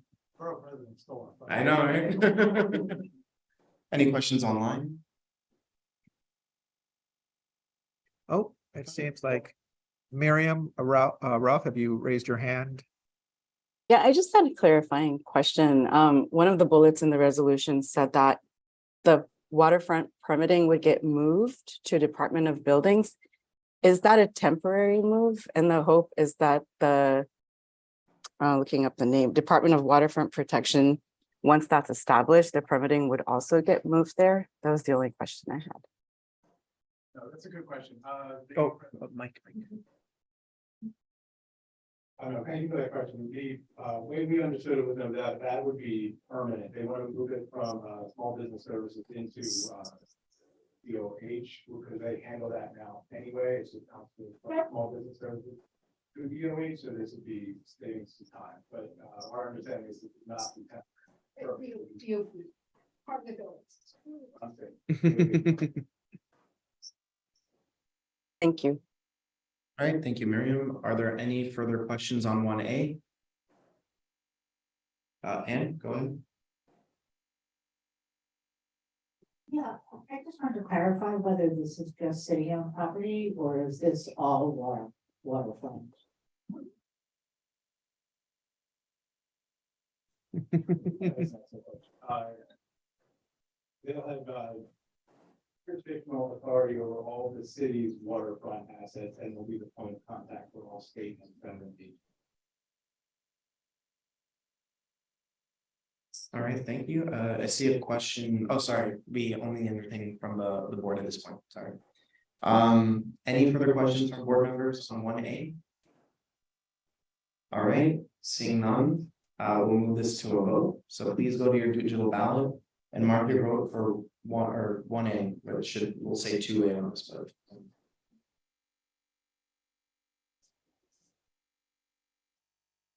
Our next resolution is no objection to applications 10-2069 ZCMN and 23036A ZCM or City Planning Commission Chair certifications for an open air cafe certificate and design change certification to facilitate an open air cafe and design improvements to an existing Pops Plaza at 825 Third Avenue.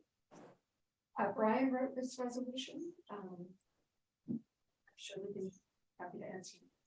Any questions? Any questions on this resolution? For me, with this corner. It's one of those pops that had absolutely zero amenities, and so it's now going to have amenities. Part of this, though, is that they will be incorporating a cafe, which will not be public space anymore. It's just for the restaurant, so it is a little unusual. All right, any questions on this resolution? No. Yes, Marty, go ahead. News pops all the time. When we had voted for the area that is on First Avenue, just west of the Brick House on 34th Street, we put in a really nice park that extended from 34th Street to 35th Street, from First Avenue to the building. Somehow, over the last 10 years or whatever, that pretty much disappeared. You know, they have a restaurant or a market or something that takes up about a third of the space. We're losing the open space that we most certainly need. CB6 is 51st least of the 52 community boards in space, and you shouldn't be doing this. And if I could just clarify, that space used to be used by 2 different restaurants, and they completely filled the space. And unfortunately, we never complained as a community board. So we're actually gaining public space, even though we are putting a cafe. It was totally illegally used previously, and for some reason, we didn't complain. And one of the things that I'll add to that, Marty, too, is that this is something that we will be discussing with Sandy and Majette in terms of year-long work plans and sort of priorities, the whole concept of POPs and how they currently are run. I know many of you actually sent me the article over the summer that kind of describes some of the issues in terms of how it actually impacts public space and communities. So we'll be discussing how we can better approach that. So thank you. Yeah. Larry had a comment. Yes, Marty is referring to the area that once was required to be maintained as a public skating rink. And this board had considered that. Personally, I opposed the proposal for what is currently there, but this board did say yes to what exists today. What we're looking at now is something very different. The impact on the public space, I think, is going to be overall a benefit, a plus. The area that will be used for a restaurant is relatively small, but it seems to fit in. Although if the restaurant did go out of business, that area would have no amenity there. look like a gap. But overall, I think that this is a win for the community, and I support the proposal. All right, thank you very much, Larry. Are there any further questions or comments on this resolution? All right, seeing none, we'll close debate and we'll move it on to a vote. So please go to your digital ballot and mark your vote for the ballot O2B. All right, anything from? No, other than we will be having a meeting in September. We are going to be looking at POPs and some of the new zoning resolutions that are. Thank you. All right, thank you very much, Sandy. All right, next up, we'll have the term eligibility for Manhattan Community Board 6 officers. This is written by John, so he'll come and explain it. Before we begin, I just want to set up some ground rules for this, since we previously discussed this at our June's meeting. John will briefly introduce and conclude the discussion on this resolution. Everyone will have an opportunity to speak for up to 3 minutes, but I will only recognize a member once to deliver remarks. You are free to state your position, but we will not go tit for tat on members' reasoning. And as a reminder, Robert's rules of order state that you must not question the motives or attack anyone personally, so keep all remarks to the merits of the resolution itself. And John, go ahead. Okay, thank you. But can I be heard? Yep. Yeah, you gotta raise it higher.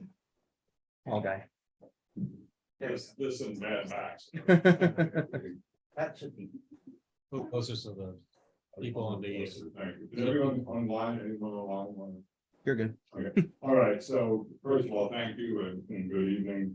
The chair's given 3 minutes, I'll use just about half of that time. And just hold the rest for after your comments. And I want to begin by thanking all the members who discussed this resolution with me, providing excellent feedback. With back and forth. The purpose of this resolution is simple. Standardizes our board officer terms with our committee terms. It empowers board members of choice between board members of choice between new or continued leadership. To be absolutely clear, this resolution only seeks to extend current term eligibility by 2 years. This means that any candidate for a leadership role will still need to stand for annual election by this board. For those who are wary of such a change, there is precedent for this as our board has previously established. The benefits to an extension in term eligibility are clear to me. It gives our board officers ample time to work on issues that routinely take longer than 3 years to address adequately. And it's progressive and good for our democratic process that board members be empowered with the ability to choose either new or continued leadership every day. We'll yield the rest of my time to the chair. So I look forward to All right, so please raise your hand if you have comments. And if you can actually come up to the lectern, that'll be easier than Brendan running around. So we'll start with Brian.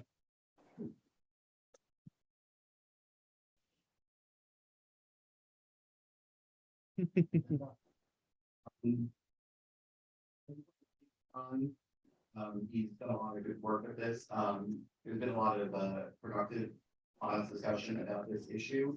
I appreciate the initiative on this. I've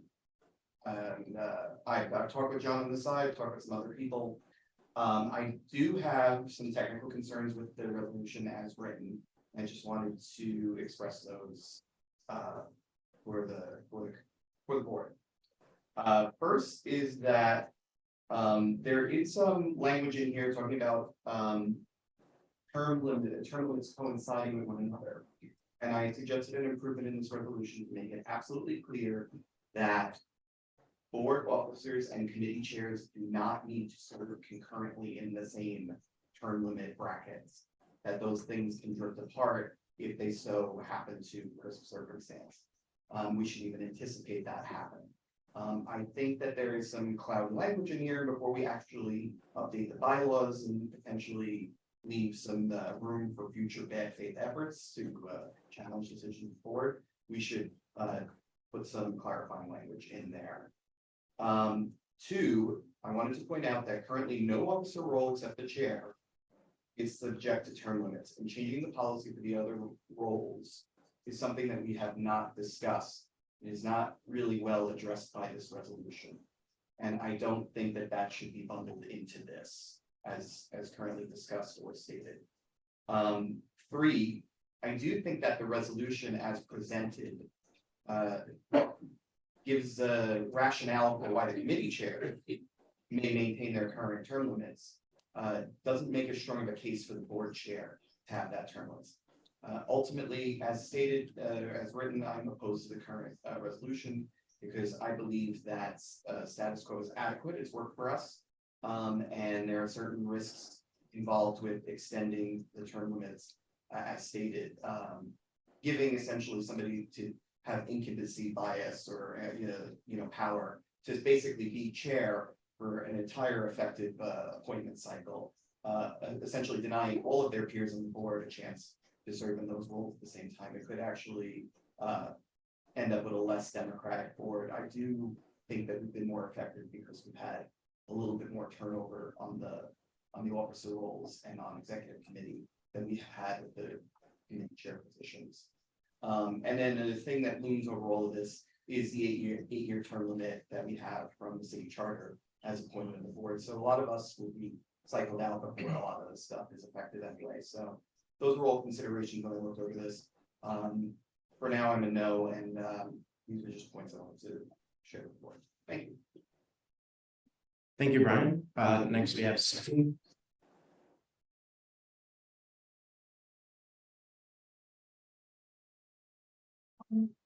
As president of the Tenants Association of Scottish Family Peter Cooper Village, I know how long it takes not only to get up to speed, but to deal with issues that are continuing or issues that, as the resolution has stated, take many years to come to fruition. And I think that it is a good thing to be able to have somebody eligible for a longer amount of time, for 5 years, because things do come up that really merit somebody with the experience and the background. I'm in favor of this resolution, and I would like to remind people that if there is a chair who gets elected that for whatever reason doesn't seem to be appropriate for the board, there are annual elections. That person can be deposed, or maybe you just got tired of him or her, then elect somebody new. But I do think having the eligibility and the opportunity to serve for an additional 2 years is a good thing. Thank you. We'll next go to Marty.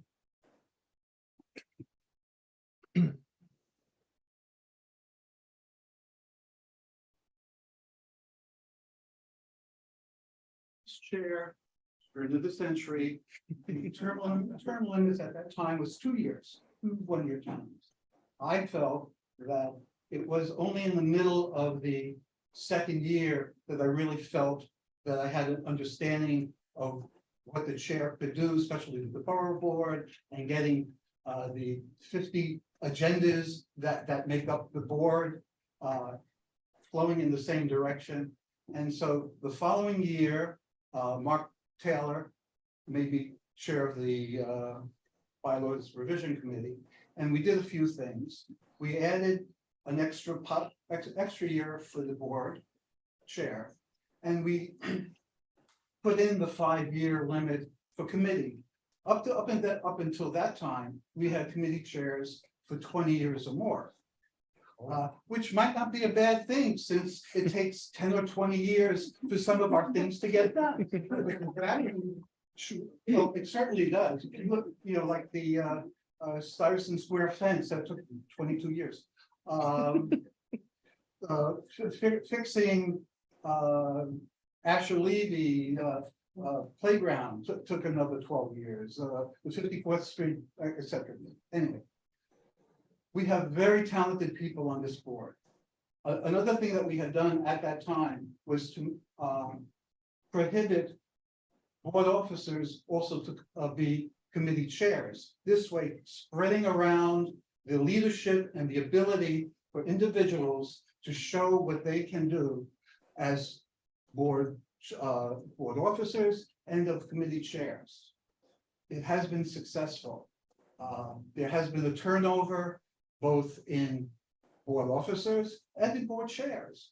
And I'm against adding more of this. By the way, you know, Kalos in his former Councilman Kalos in his brilliance put in this 2 4-year or 8-year term for board people.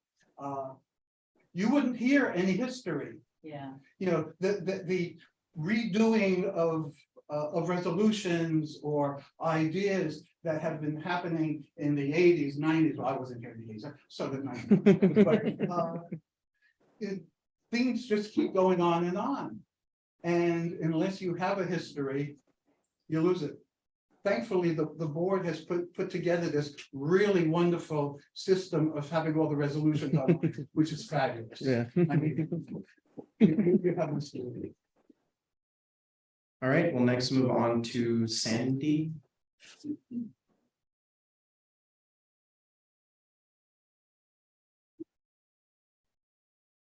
I know I spoke at the meeting that I am against this. I think we need mentorship. I think we need new people to come up and fulfill these roles. We do have vice chairs. So to Susan's point, where there may be some overlap needed, absolutely. And I think that's what our vice chairs do. Our current vice chairs were both, you know, they're both chair of the board. So there's someone that can be looked to for that type of continuation of knowledge. And I would like to point out that, you know, it says that we're voting on board officer candidates. Well, there's only one candidate. And let's put it this way, there's only one position that we're actually looking at. So I think the resolution as it is does need to be amended before we could possibly vote on it. You know, it says the eligibility for, sorry, my word again. Manhattan Community Board 6 board officers. It's one officer, it is our chair. And we just need to be really clear about that. The other thing is, I think when we amend the bylaws, we normally see what the bylaw amendment is going to be. It's written out, and unfortunately, it's not in this right now, so we don't really know what it is that we're voting. So I don't know how we can do that this evening. If we do, I mean, I guess we can just have a straight up vote, and if it doesn't go ahead, but if it does go ahead, we really do need to change this because it doesn't reflect what our board is. So again, I am against this. I think we've had a lot of discussion in the bylaws committee. It was not passed in the bylaws committee. And so I think it came to the full board just to get a consensus of what the full board thinks, but it is something I don't think is good. All right, thank you, Sandy. Carl, are you going to call for a video also? Yeah, I want to go through the public Okay. members because I see No some. problem. Stu, did you have a hand up? Oh, okay, you can come on.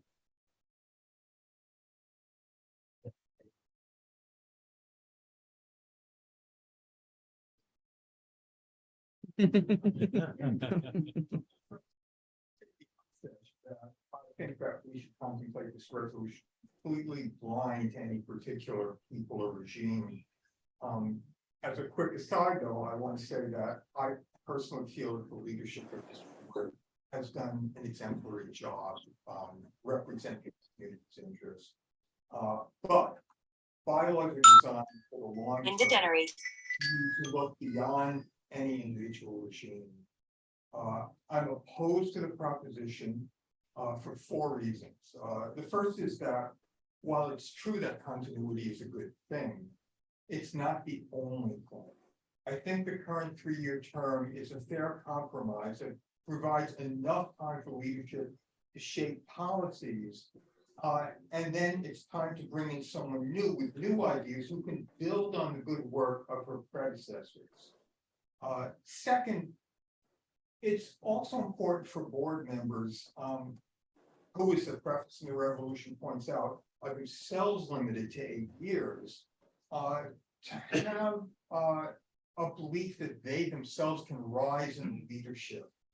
If the leadership's entrenched, that can discourage other board members from becoming engaged. Third, the preface of the resolution also argues that a majority of the board could decide to replace the leadership before the 5 years expire. That's democracy. That's true, but the incumbent advantage is well understood, and that's especially true in the case where you have a chair of a deliberative body who appoints members or gives people assignments. So members might feel that if the incumbent is going to prevail, then they'll vote for the incumbent rather than for someone else who might be their preferred choice. And fourth, the bylaws committee itself met for, I think, more than a year. And we voted 3 or 4 months ago on the product of their work. They made a number of revisions. They did not vote to extend the terms of office. I think that there would certainly be the appearance, whether real or not, that the resolution today was designed to favor a particular party. We need to avoid that appearance. So I oppose the resolution. I was going to propose an amendment, but I'd like to reserve the possibility of doing that later. Thank you. All right, thank you. Let's go to Jim. Yep, we need it for the audio. So. Oh.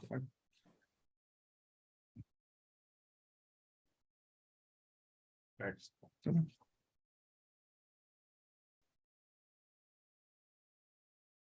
See everyone, good to see new faces, good to see old faces. For those of you who don't know me, I'm gonna stand up here and show them as big as some of it, you should probably. In any event, first of all, I want to commend Kyle for the enormous, excellent job that he did as chair in the most trying of circumstances. All through COVID, as he mentioned earlier, this is tonight his first in-person meeting since being elected 3 years ago, right? So he's to be commended for all the work that he did. Does anybody here know what the 27th Amendment is? No Livingston Andrews? All right, 27th Amendment of the Constitution of the United States. I teach this stuff to Boy Scouts. The 27th Amendment to the Constitution of the United States says that Congress shall not vote itself a raise until the second term, until the next term is adopted in the early 80s. Right? My sense of this resolution, I agree with the notion of a 5-year term and being coterminous. However, were I to amend this resolution, my amendment would say it becomes effective for the next chair.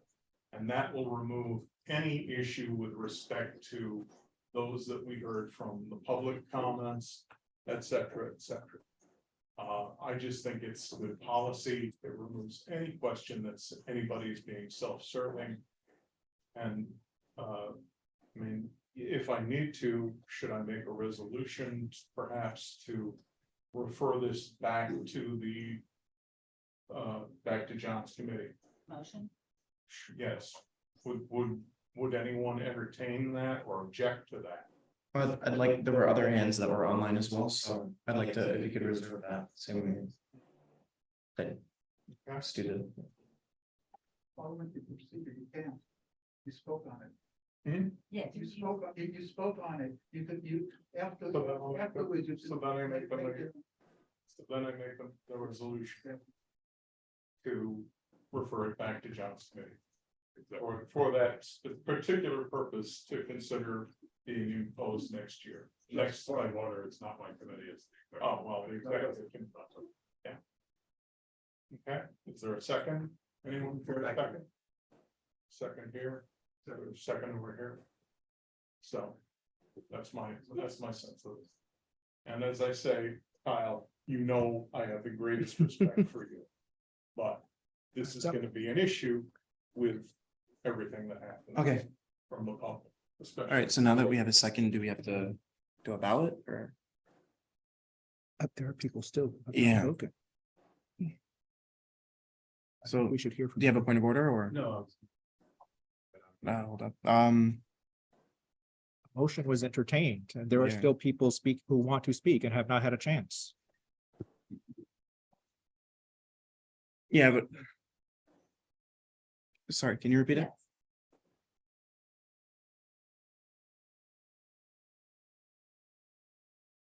No, it's fine. So we will Um, have to vote on it. It's not on the okay. ballot, because we didn't anticipate that. You guys would have to vote on it. I guess we're not on Zoom, so it's not easy to do a Zoom hand. Roll call. No question, can you vote no, and someone makes the same amendment after everyone speaks? So that's what we were asking for, If you the amendments to be defeat, held. if you defeat, So, if you yeah, defeat this. If you defeat this so that everyone can speak, yeah, you can. you can do that. Withdraw. Yeah. Well, let me ask, do I have the option of bringing the motion again after everyone has spoke? Because Yes, so that's the agreement, because Stu actually had precedent on amendment he wanted to make, and then we'll go to you. After, yeah, okay, well, we were talking about like making a comment, but if there's a motion or something procedural, we can do that, but. Okay, so Jim, are you withdrawing the amendment for now, for tabling it? Okay. All right, so let's go to B. Thank you, So- Carl. And let me just clarify certain technicalities, which was, this is not John's resolution, it's the executive committee's resolution. So if it goes back, it would have to go back to the executive committee. But I want to talk about term limits. You know, we did a lot of input in a year and a half that the bylaw committee was there. As a matter of fact, recommendations that came in were to go back to the 2-year limit. There weren't recommendations to expand it, 2, 4, 5, or 6. That recommendation came in at the last meeting. And at that point, we had finished with the bylaws. And I had indicated that the executive committee can make changes to the bylaws if they're not comprehensive involving all the bylaws. We had precedents with Rick chaired the bylaw committee. So I just want people to understand that it's not that it didn't come up until the end. And I think the executive committee in the last meeting had a debate and forwarded it to the board in June. I'm against the proposal. It has nothing to do with Carl's leadership. It has to do with succession planning. You heard already that it used to be 2 one-year terms, and it was moved to 3 one-year terms. If you look at a period of 3 years, we get about turnover of the board of about 30% new people. That gives, 30 new people, not 30%. That means we have a lot of talent, and we should really be doing succession planning with new people taking positions with new ideas and moving us forward. You do have the other positions. I do want to comment about the resolution. We currently don't have limits on the other offices. If we did, I would not have been treasurer all these years. So I think there's the technical thing. Are we considering now putting limits on all the other offices? I think we're just dealing with the actual chair and would have to clarify the language. So for that reason, I'm opposed to this resolution as it is written. All right, thank you, B.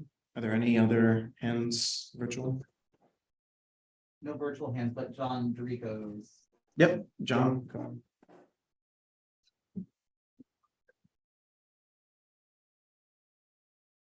Raised great point about the Constitution. I'm only a lawyer, so I'm certainly not qualified.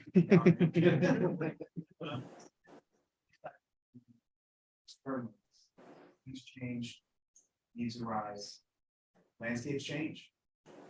We'll also say there are certainly and undeniably incumbency benefits.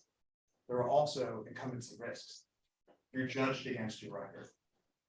You're not competing on a clean slate, competing on your past decisions.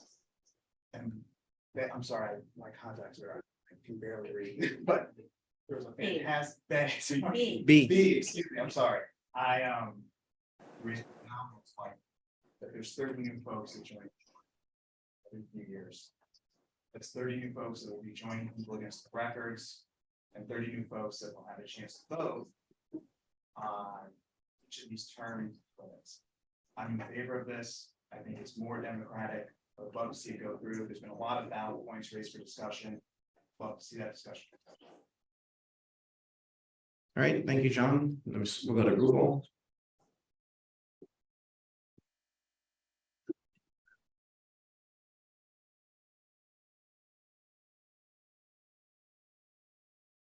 You remember, my name is Rupal and I'm a little nervous and people I've met, but if I mess it up, I apologize. So I'm new, but I have attended a bunch of meetings. I have watched quite a few of the bylaws YouTube videos as well. And yeah, my concern with the resolution as it's written is I see a huge conflict of interest here. And I'm thinking of conflict of interest because, thank you, Kyle, because during the orientation, you've had us thinking a lot on this topic. So that's where my brain has kept going while I was reading and thinking about this. And my conflict of interest issue here is the officers who are affected by the change are also the one participating in the debate. That is a clear conflict of interest here. So, and also my other point is, as B mentioned, I watched a 2 hours and 45-minute YouTube video, the last bylaws meeting, actually as a resident. I don't know if you keep that list or not, but Jesus, you will see my name as a resident in that. And yeah, this was not brought up until, I want to say, quite literally the last 10 minutes of it, after everything was done and said.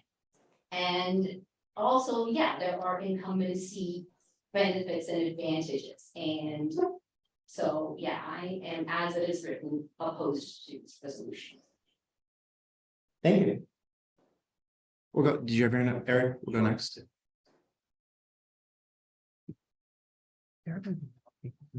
Start coming up. Right, so folks, if there are other speakers that want to speak on this, can we just line up on the side? We do also have a time limit in this space. I want to make sure we're efficient. So if all the speakers were interested in like on the left hand side, that would be great. Thank you.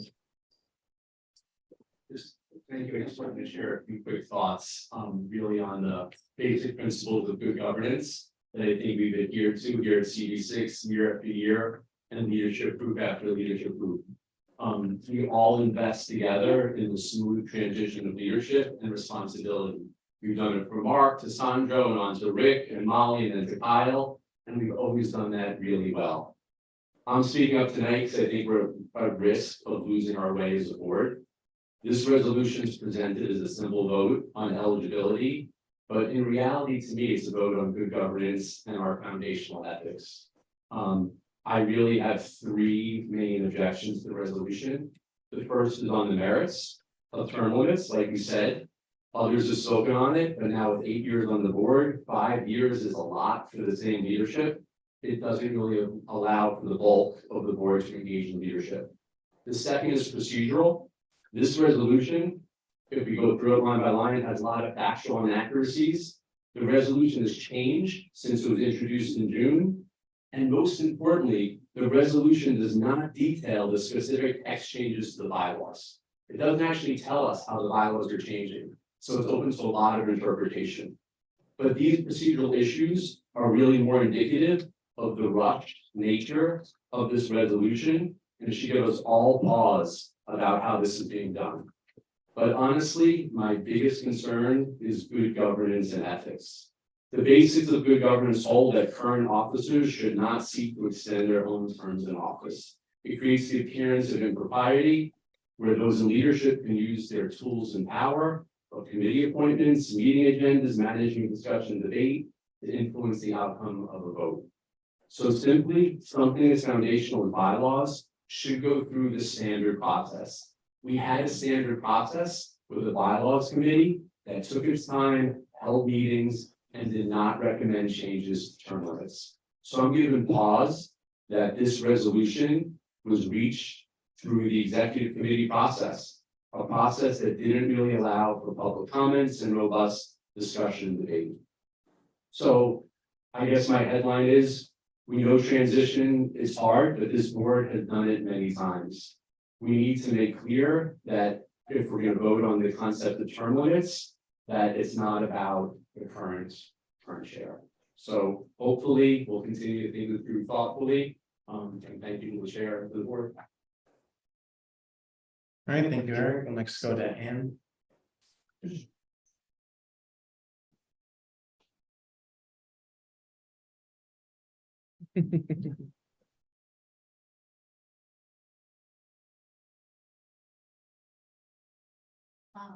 So here, I also have both substance and process issues with this resolution.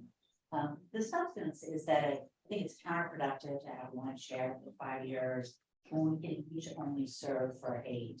I agree that we really need to give the talent that's coming on board the opportunity to use that talent. Yes, we're only voting on term limits, not term. But incumbency is enormously powerful.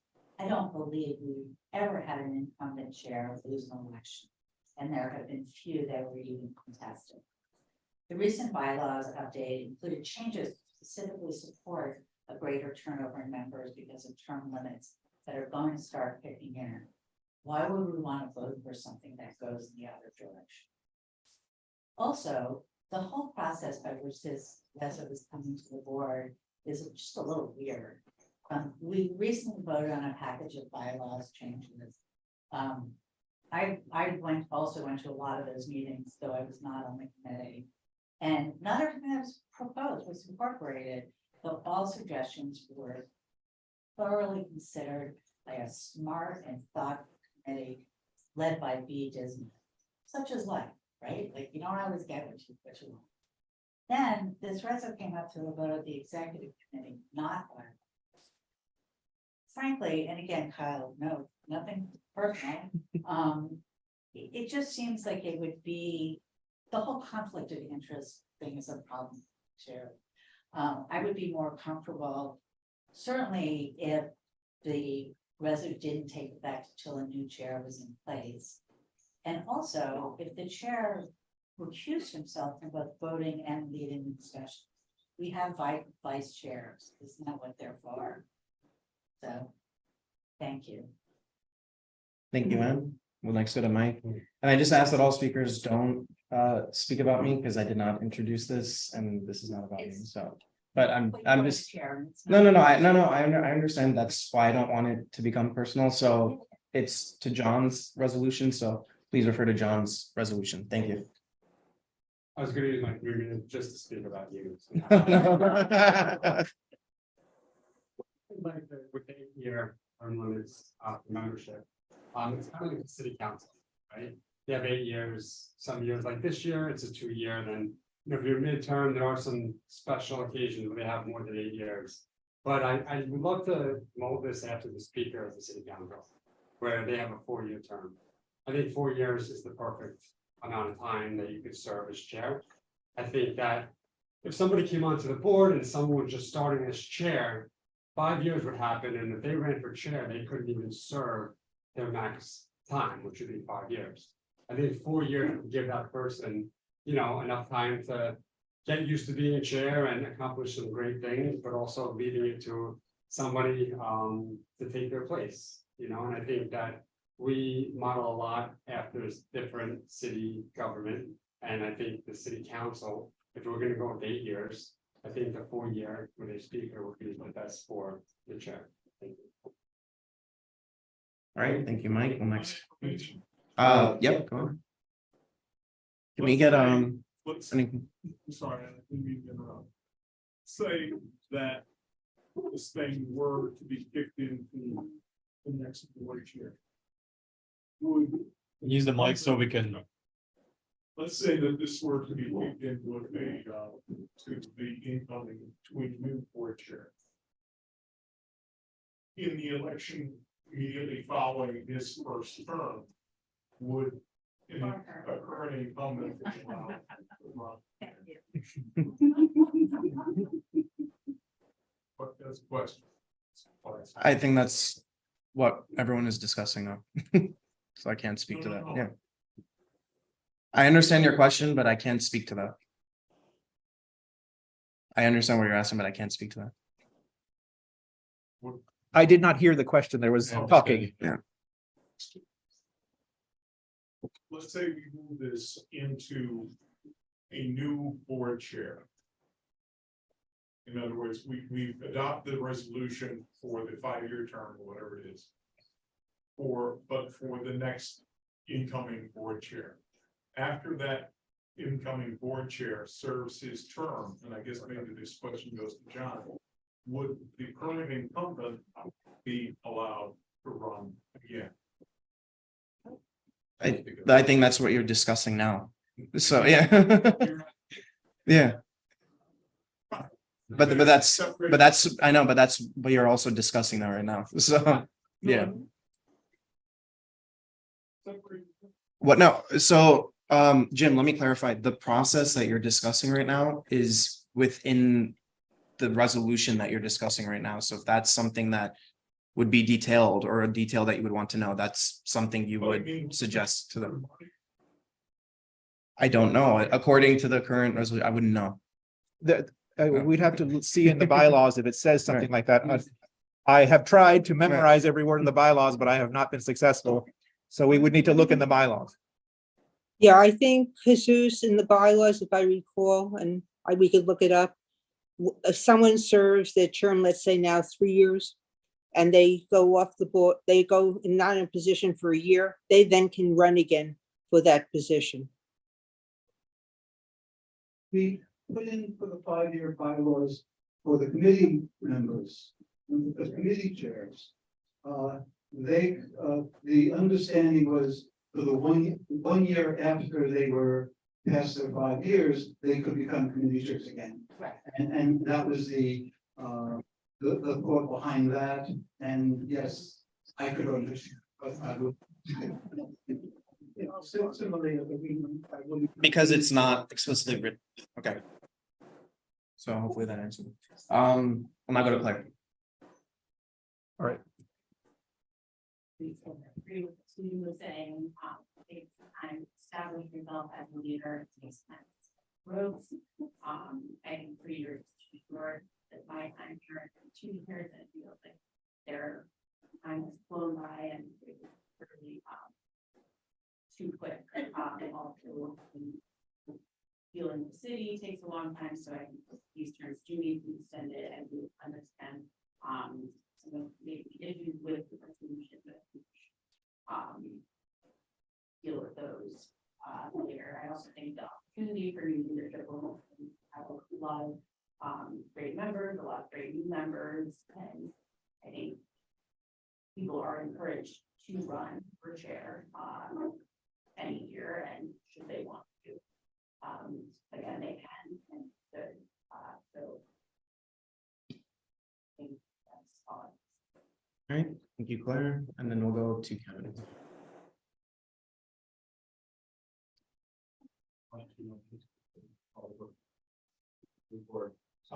Against his reso for many reasons, including, as it pointed out, the lack of good governance.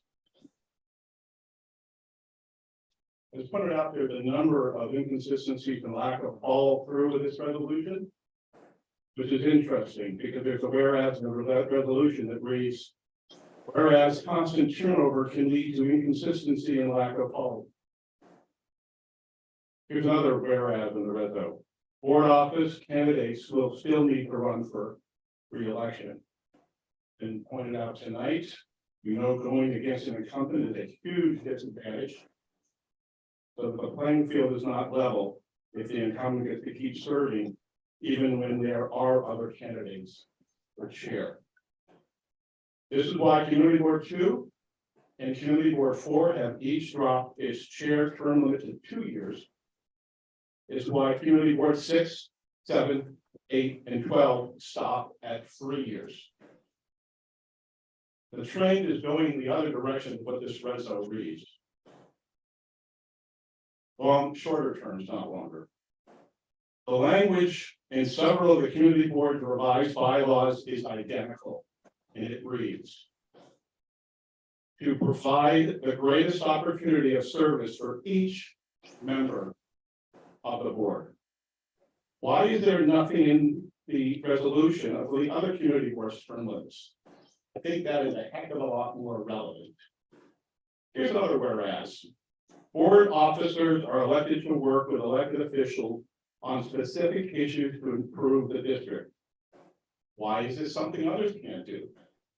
Eric and I were talking to Harvey tonight about a policy issue, not a CB6 matter. We do it all the time. A number of us do in this room. Another whereas states, due to government processes and bureaucracy, many critical issues take longer than 3 years to address sufficiently, as they have between previous CB6 board chairs. If we didn't have Molly Hollister serve for 2 more years, there's always been a peaceful transition, and I hope if this resolution is turned down, that continues. Thanks for your time. All right, thank you, Kevin. I'm going to Larry.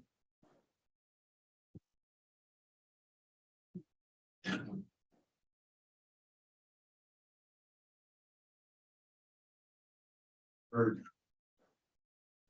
wonderful ideas, both in favor of maintaining it at 3 years, but also recognizing that the difficulties and complexities of what the responsibilities of board chair are take time to get on top of. And Mike Devereaux had a wonderful compromise idea of instead of 5 years, perhaps 4 years, being accommodating both of these positions. So my own thought is that this is a wonderful discussion which we have begun today. Perhaps the best place to come up with the proper language that goes into all of the necessary details would be the bylaws committee, these committees, which did not consider this for an adequate period of time. But I'll make a motion to defer this.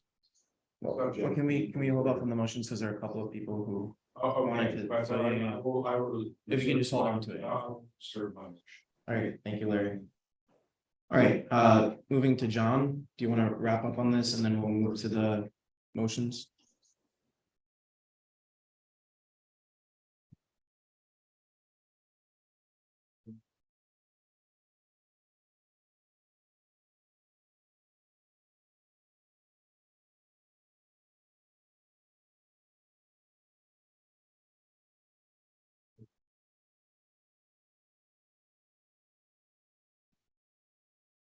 I went smart enough to know whether your stuff's COVID, but I do know I haven't had a cold or the flu.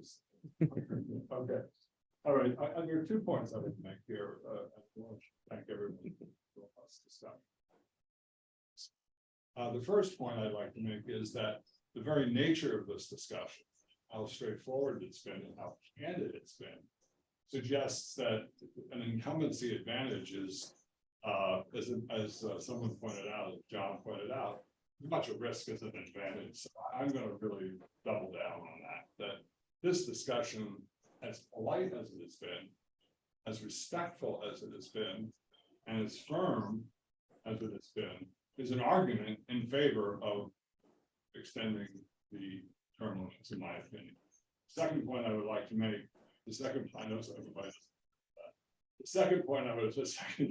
like to make here is that we start on this board at different times. No one enters their first year as chair of the board. Each year we can have a competitive election with multiple candidates. And that is how change can be empowered through common support. So I'm gonna stop there. I think I've taken up a total of about 3 minutes and be respectful of everyone else's time. But I do just want to reiterate that everybody, the very nature of this discussion suggests that incumbency is as much a risk as it is an advantage of Ward 6. And thank you all for the seriousness, which is thank you. Thank you. All right, thank you, John.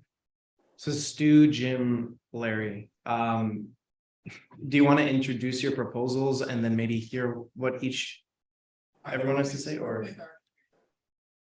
Jim, they were going to propose to recommit this committee, and if they do that, then they will preclude any amendment I propose. So why don't I let Jim? What's the nature of your? Larry's goes first, by the way. Because he's the last. Return to committee would override an amendment. Well, I don't know what Stu's was. That's what I was asking, because he never said this. Yeah. I haven't given motion. Yeah. Folks, when we're not speaking Hold into on, hold on. microphones. When we're not. I want to make sure that we're clear and not speaking over each other, especially with virtual. Stu, can you just say what you were thinking about without making the motion so that both Larry and Jim and Mike, I guess, too, can also hear? Okay, yeah. So my motion would preclude this appearance of the conflict of interest by making this resolution and the revision of bylaws effective in September of 2024. So that precludes the conflict of interest issue, and it acquiesces to the other arguments in favor of the. Okay, so I also do want to clarify for that too, that by returning it to committee would go back to executive committee, which is what this resolution is speaking about to the executive office. So I want everyone to be clear about that as you think about it. Excuse me? Jim's mentioned Larry had suggested that we go back to the bylaw. Right. Well, that doesn't exist right now, right? So you would be talking about recreating a bylaws committee. Okay. Yes. Actually, I think that's a better suggestion than sending it back to executive, because as people have mentioned, there are interests of the incumbents in the executive committee. Agreed. Which again, can speak Okay. to the issue of the governance. So. Can we get the mic to Jim, please? Yeah. And then Kevin, I'll come to you. Folks, we have to remember that we do have folks online, so when we don't speak into the mic, they don't hear us as well. Can you repeat what you said before? I had suggested moving it back to the executive committee. Larry came up with a better suggestion, in my view, to reconstitute the bylaws committee and refer it there. And the reason that is a better suggestion is that it removes any issue of the benefits of incumbency, which several members have spoken about. Point of order. Go ahead, Brian. I don't think a referral motion can actually direct which committee it goes to. Marty? I'm sorry, point of, Yes, go ahead, Stu.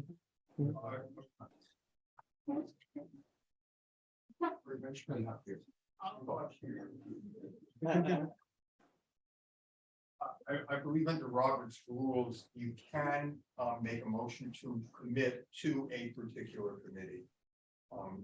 That's the whole point of the permission. So I can look that up in Roberts if you want me to pull up my files. Okay, there doesn't seem to be agreement on that. And go ahead. I would think that if B is game, that the chair would actually have discretion to, I mean, sometimes topics get moved from one committee to another, or there are joint discussions. And frankly, exec has a lot of stuff to do. So it seems like if bylaws can reconvene to handle this issue.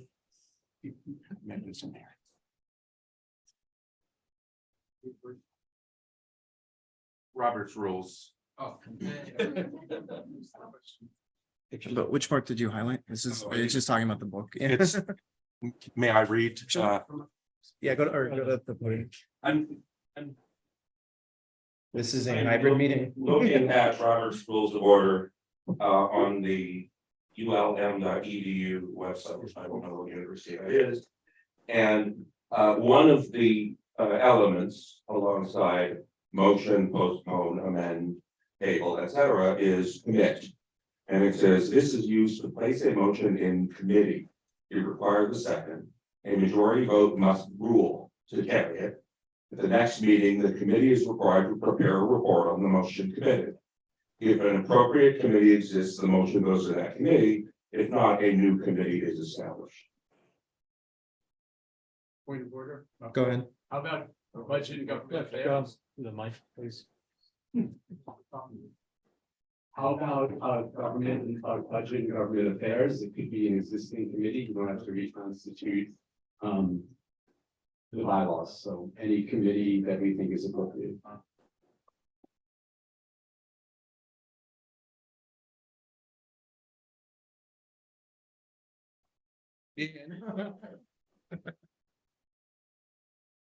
All right. I don't know how anyone wants to proceed. It's like 10 different things floating. Yes, go ahead, Young. Who would have the power to change members out of that committee and new members in? That'd be the chair.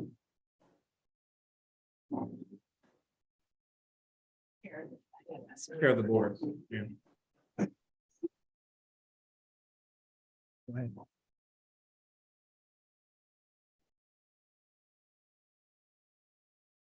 Yeah.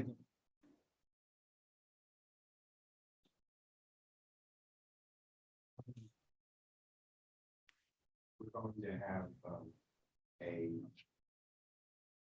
election coming up very soon, at which time, under the existing bylaws, our incumbent chair will be term limited.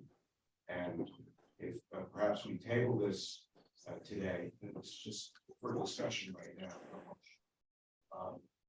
This would be brought up at a upcoming meeting following the establishment of a new chair in office. And at that point, we might make this to a newly constituted bylaws committee. These are some thoughts which I want to put out here, which might solve a lot of the procedural problems, plus avoiding kind of personality issues. B request the floor. B. Ms. B is a. Yeah, thank you. I'm listening to, This before making. Carl, did you call me or no? Love to hear from you, B. That's why I'm not making a motion at this moment. Okay, B, go ahead. Yeah, so we're hearing many different proposals here today. And I think the recommendation probably should be, to vote on the original proposal as it is and see what the interest is, because we're hearing table it, send it back to committee, 4 years, 5 years. And I think that's really, each one of them has merits and not merits. And so I think the real question is whether or not we vote on it and see if the proposal passes the way it is, even with the technical stuff. You could ultimately have the executive committee clean up the technical language and present it again. That would be a suggestion, Kyle, to get us out of this 6 or 7 recommendations. Are you making a motion or are you suggesting?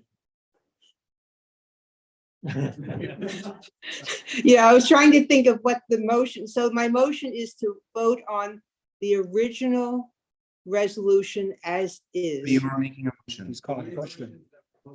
And call the question. The bundle. Jim, go ahead. Second. Well, there was a motion from B, so I just want to show, oh yeah, okay. So Stu, Larry, Jim, Mike, because he also proposed something. Are you fine with what she just said to move the business along?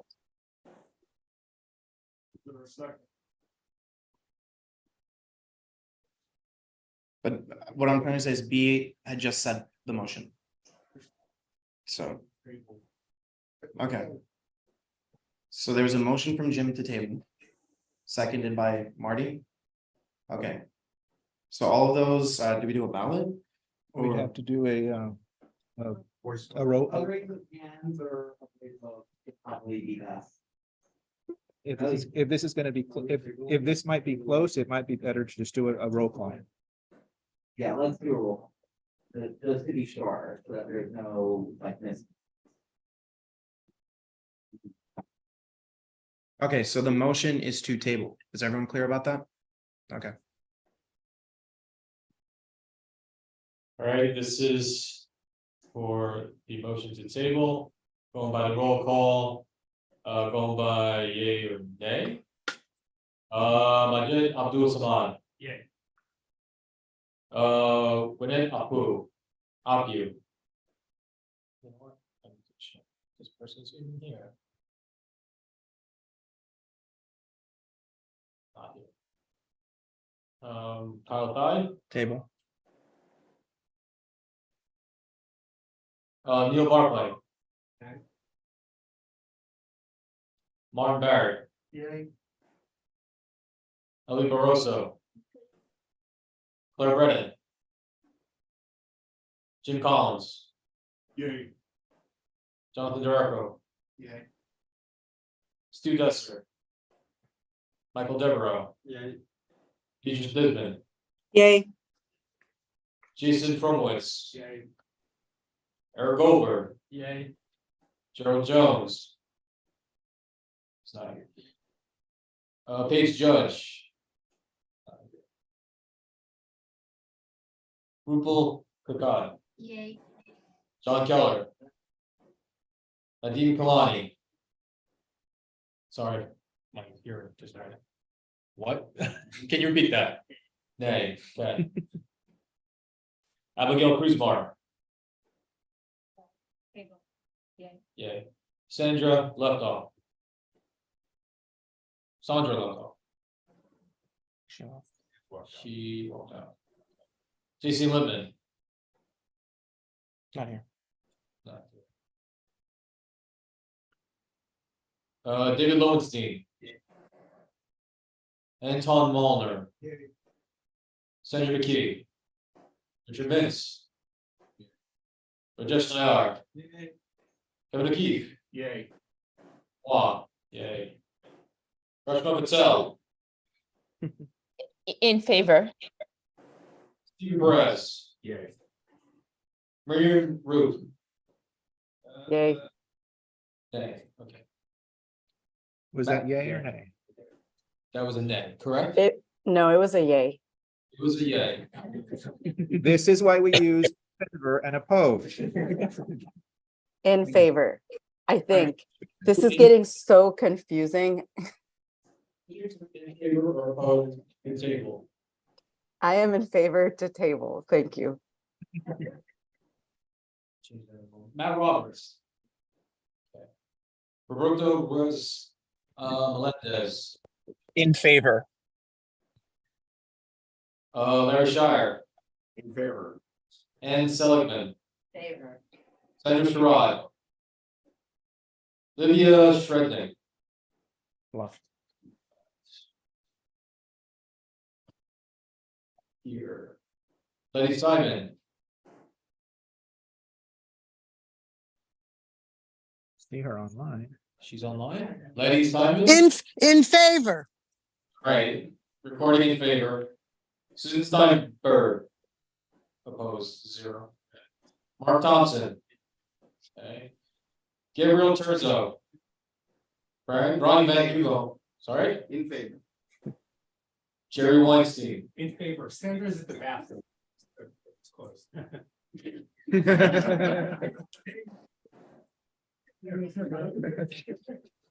in the back? Sandra?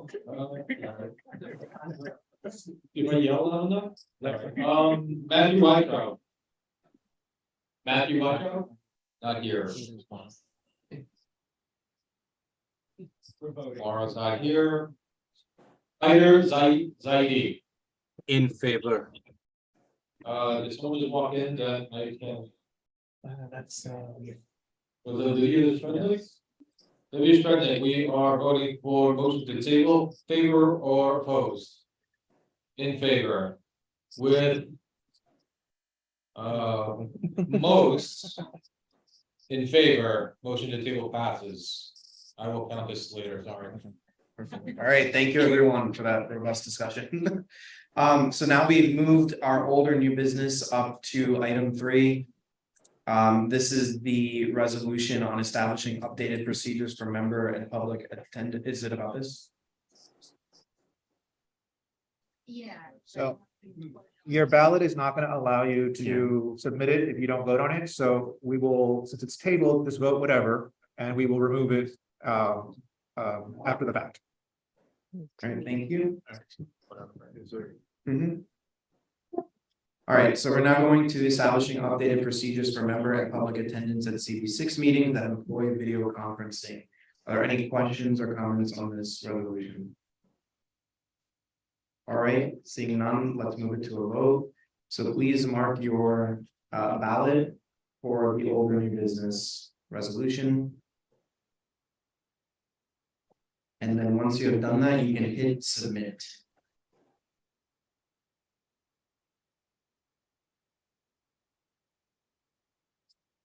If anyone has trouble submitting their ballot, flag down Brendan and he will assist you.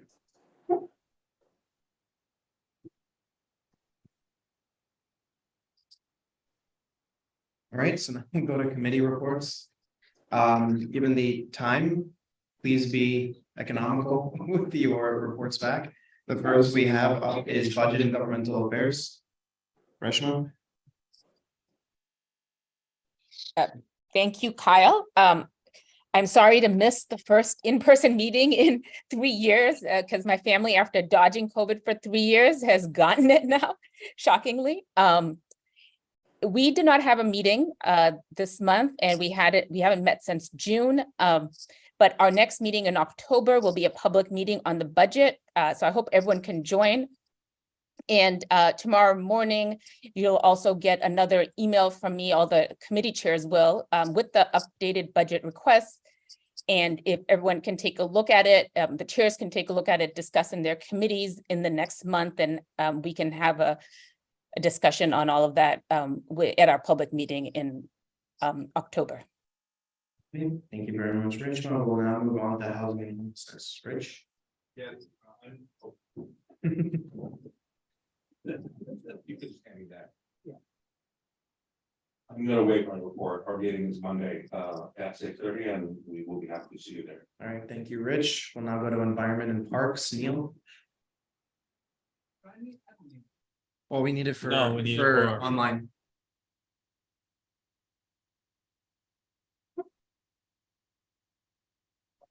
Meeting, we're going to be talking about trash sanitation, and we also have my park day coming up, and I will be emailing and calling you, as you already know, so that's your warning. Just a real quick. Mike, please. Mike. I think Brendan did his 10,000 steps in the meeting.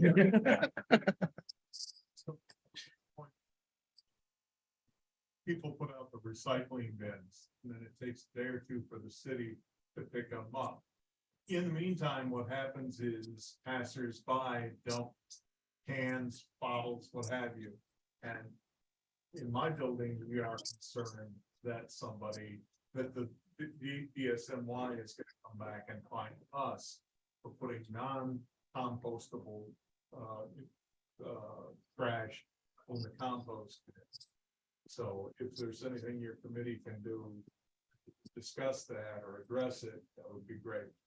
Oh, yeah, we can talk about it offline. And October the 22nd is my park day, Stuyvesant Square Park. We'll talk about it then, Jim. Great, Marty, question? Mike? Mike. Please add God commercial park renovation to the budget priorities.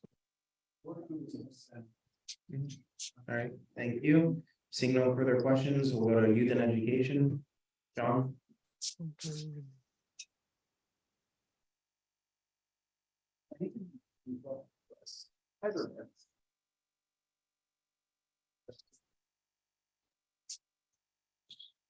you.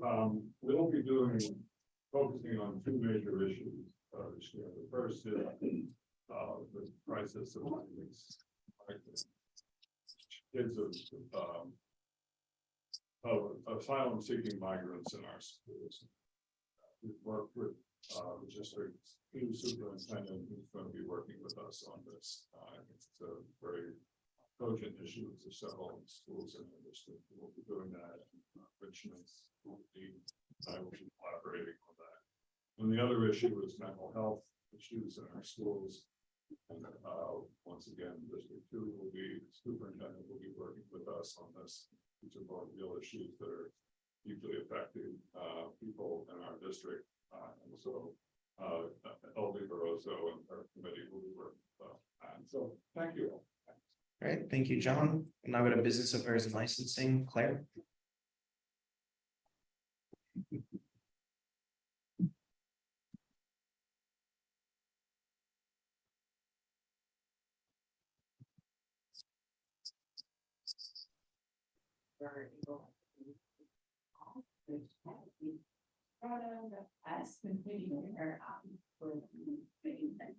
Tends to be during the summer, but there were a lot of benign things that I just waived their appearance.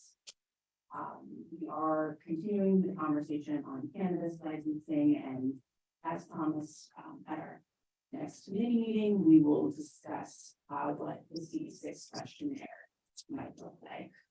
We also might have another applicant on the cannabis license side, so if this is a topic of interest to you, which I do know it is to many members and members of the public, I was going to just keep refreshing the website where we have the meeting agenda, we should be able to finalize that by the end of this week. I also just want to welcome the new members and say happy on and the board in general. Again, I'm just really great to see folks in person. All right, thank you very much, Claire. We'll now go to Health and Human Services, Albie.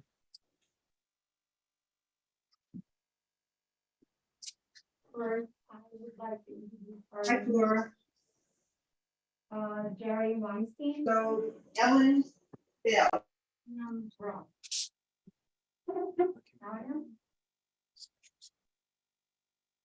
All right, good.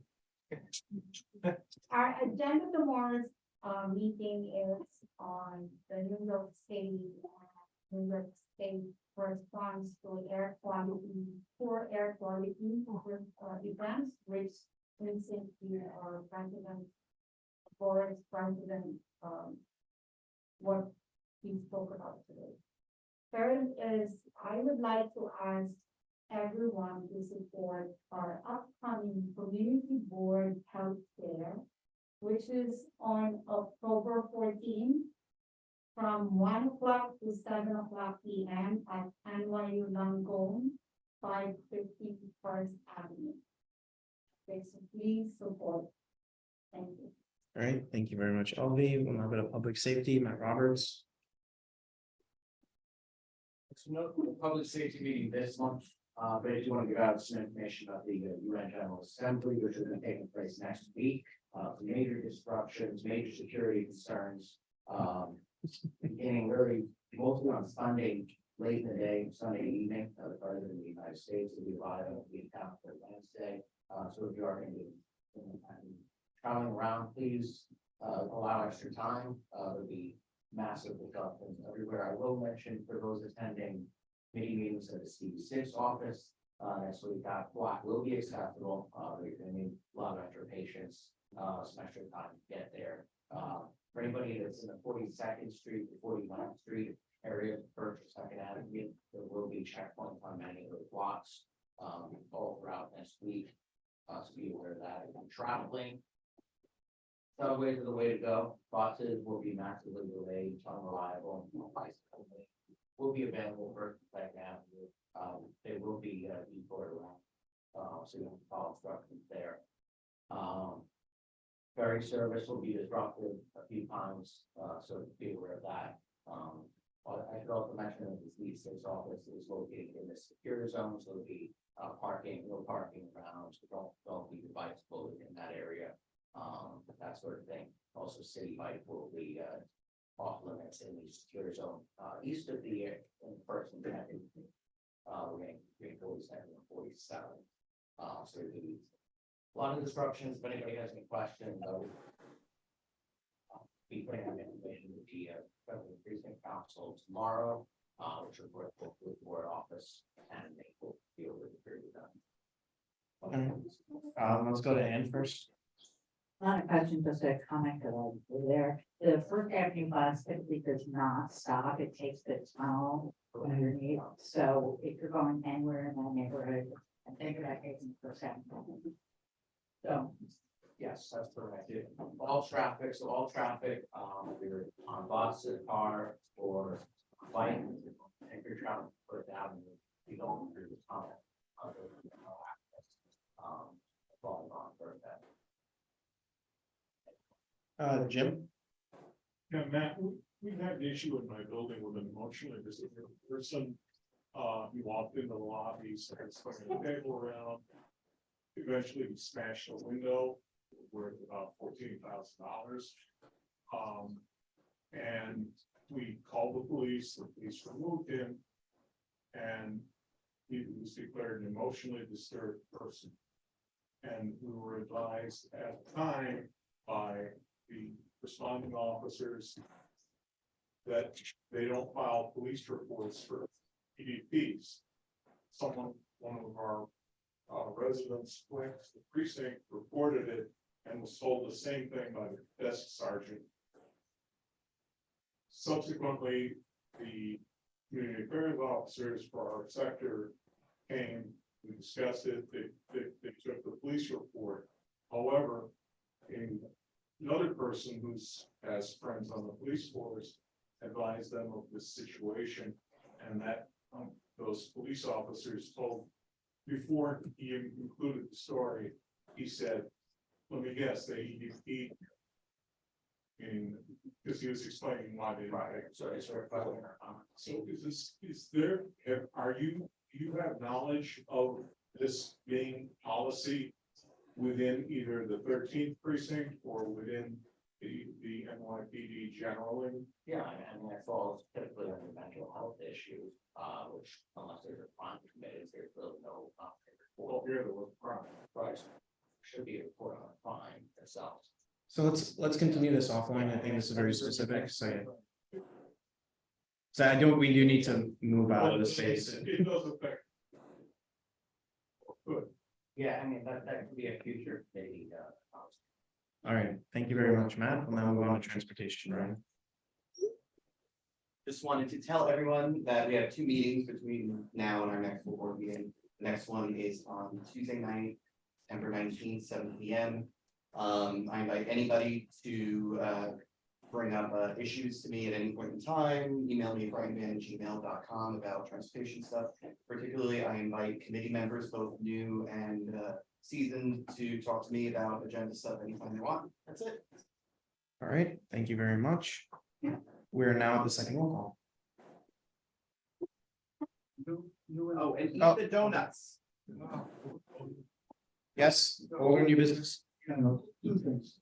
A member of the public had made a comment that I thought was disparaging to the board in regards to why we were going to have a vote on sending terms. And I thought that really was not called for. The board members and the officers and committee chairs do a lot of work, much of it outside of these committees. I remember I was testifying at the city council, and Councilman said, you know, you did such a great job, we're gonna double your salary. And Zero times two. We're here, we're grassroots government. And disparaging comments really are not applicable. Secondly, I may not have been here when we did the oath of office for new members, did we? No, so, yeah. Okay, so that's something that. I haven't done it. We can. Last call, though, on ballots. If you have not submitted your ballot, then you need to do that. Going once, going twice. Hurry, hurry. If you want to do the oath, I can do that. I just pull up the text. Okay, the way that,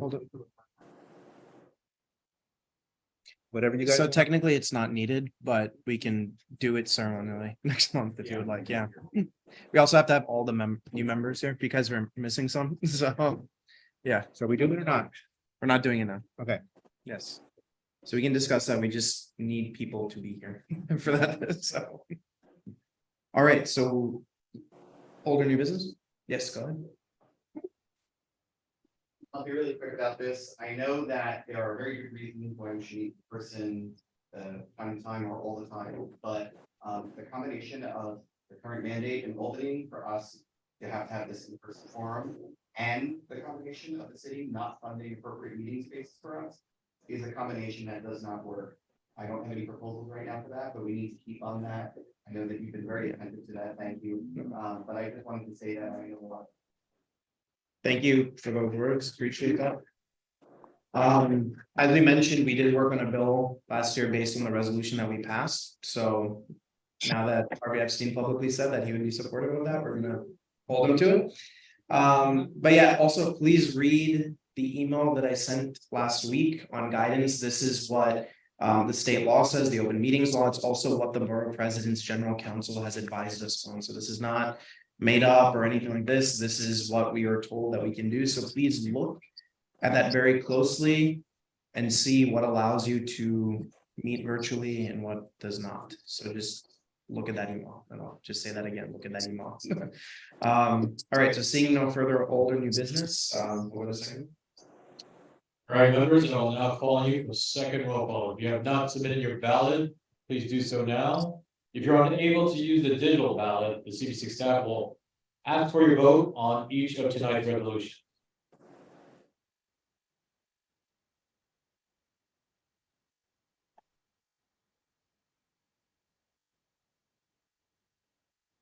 All right, going with second roll call, starting from last, Hayder Zaidi. Still here, present. Sorry about butchering your name.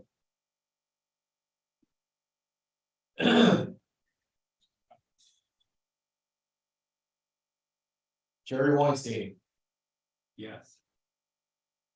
Brian Van Nieuwenhoven. Present. Gabriel Turzo. Mark Thompson. Present. Susan Steinberg. Hannah Singelman. Not here. Lady Simon. Present. Can you hear me? Okay. Olivia Threadner. Senator Sherrod. Ann Seligman. Larry Shire. Present.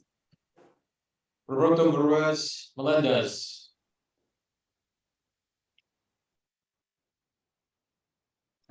He had technical difficulties and had to leave.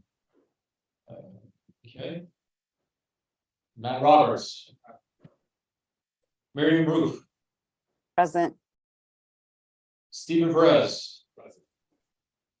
Rebecca Patel. Here. What? Kevin O'Keefe. Present. Rajesh Nayar. Present. Richard Mintz. Sandra McKee. And Tom Mulner.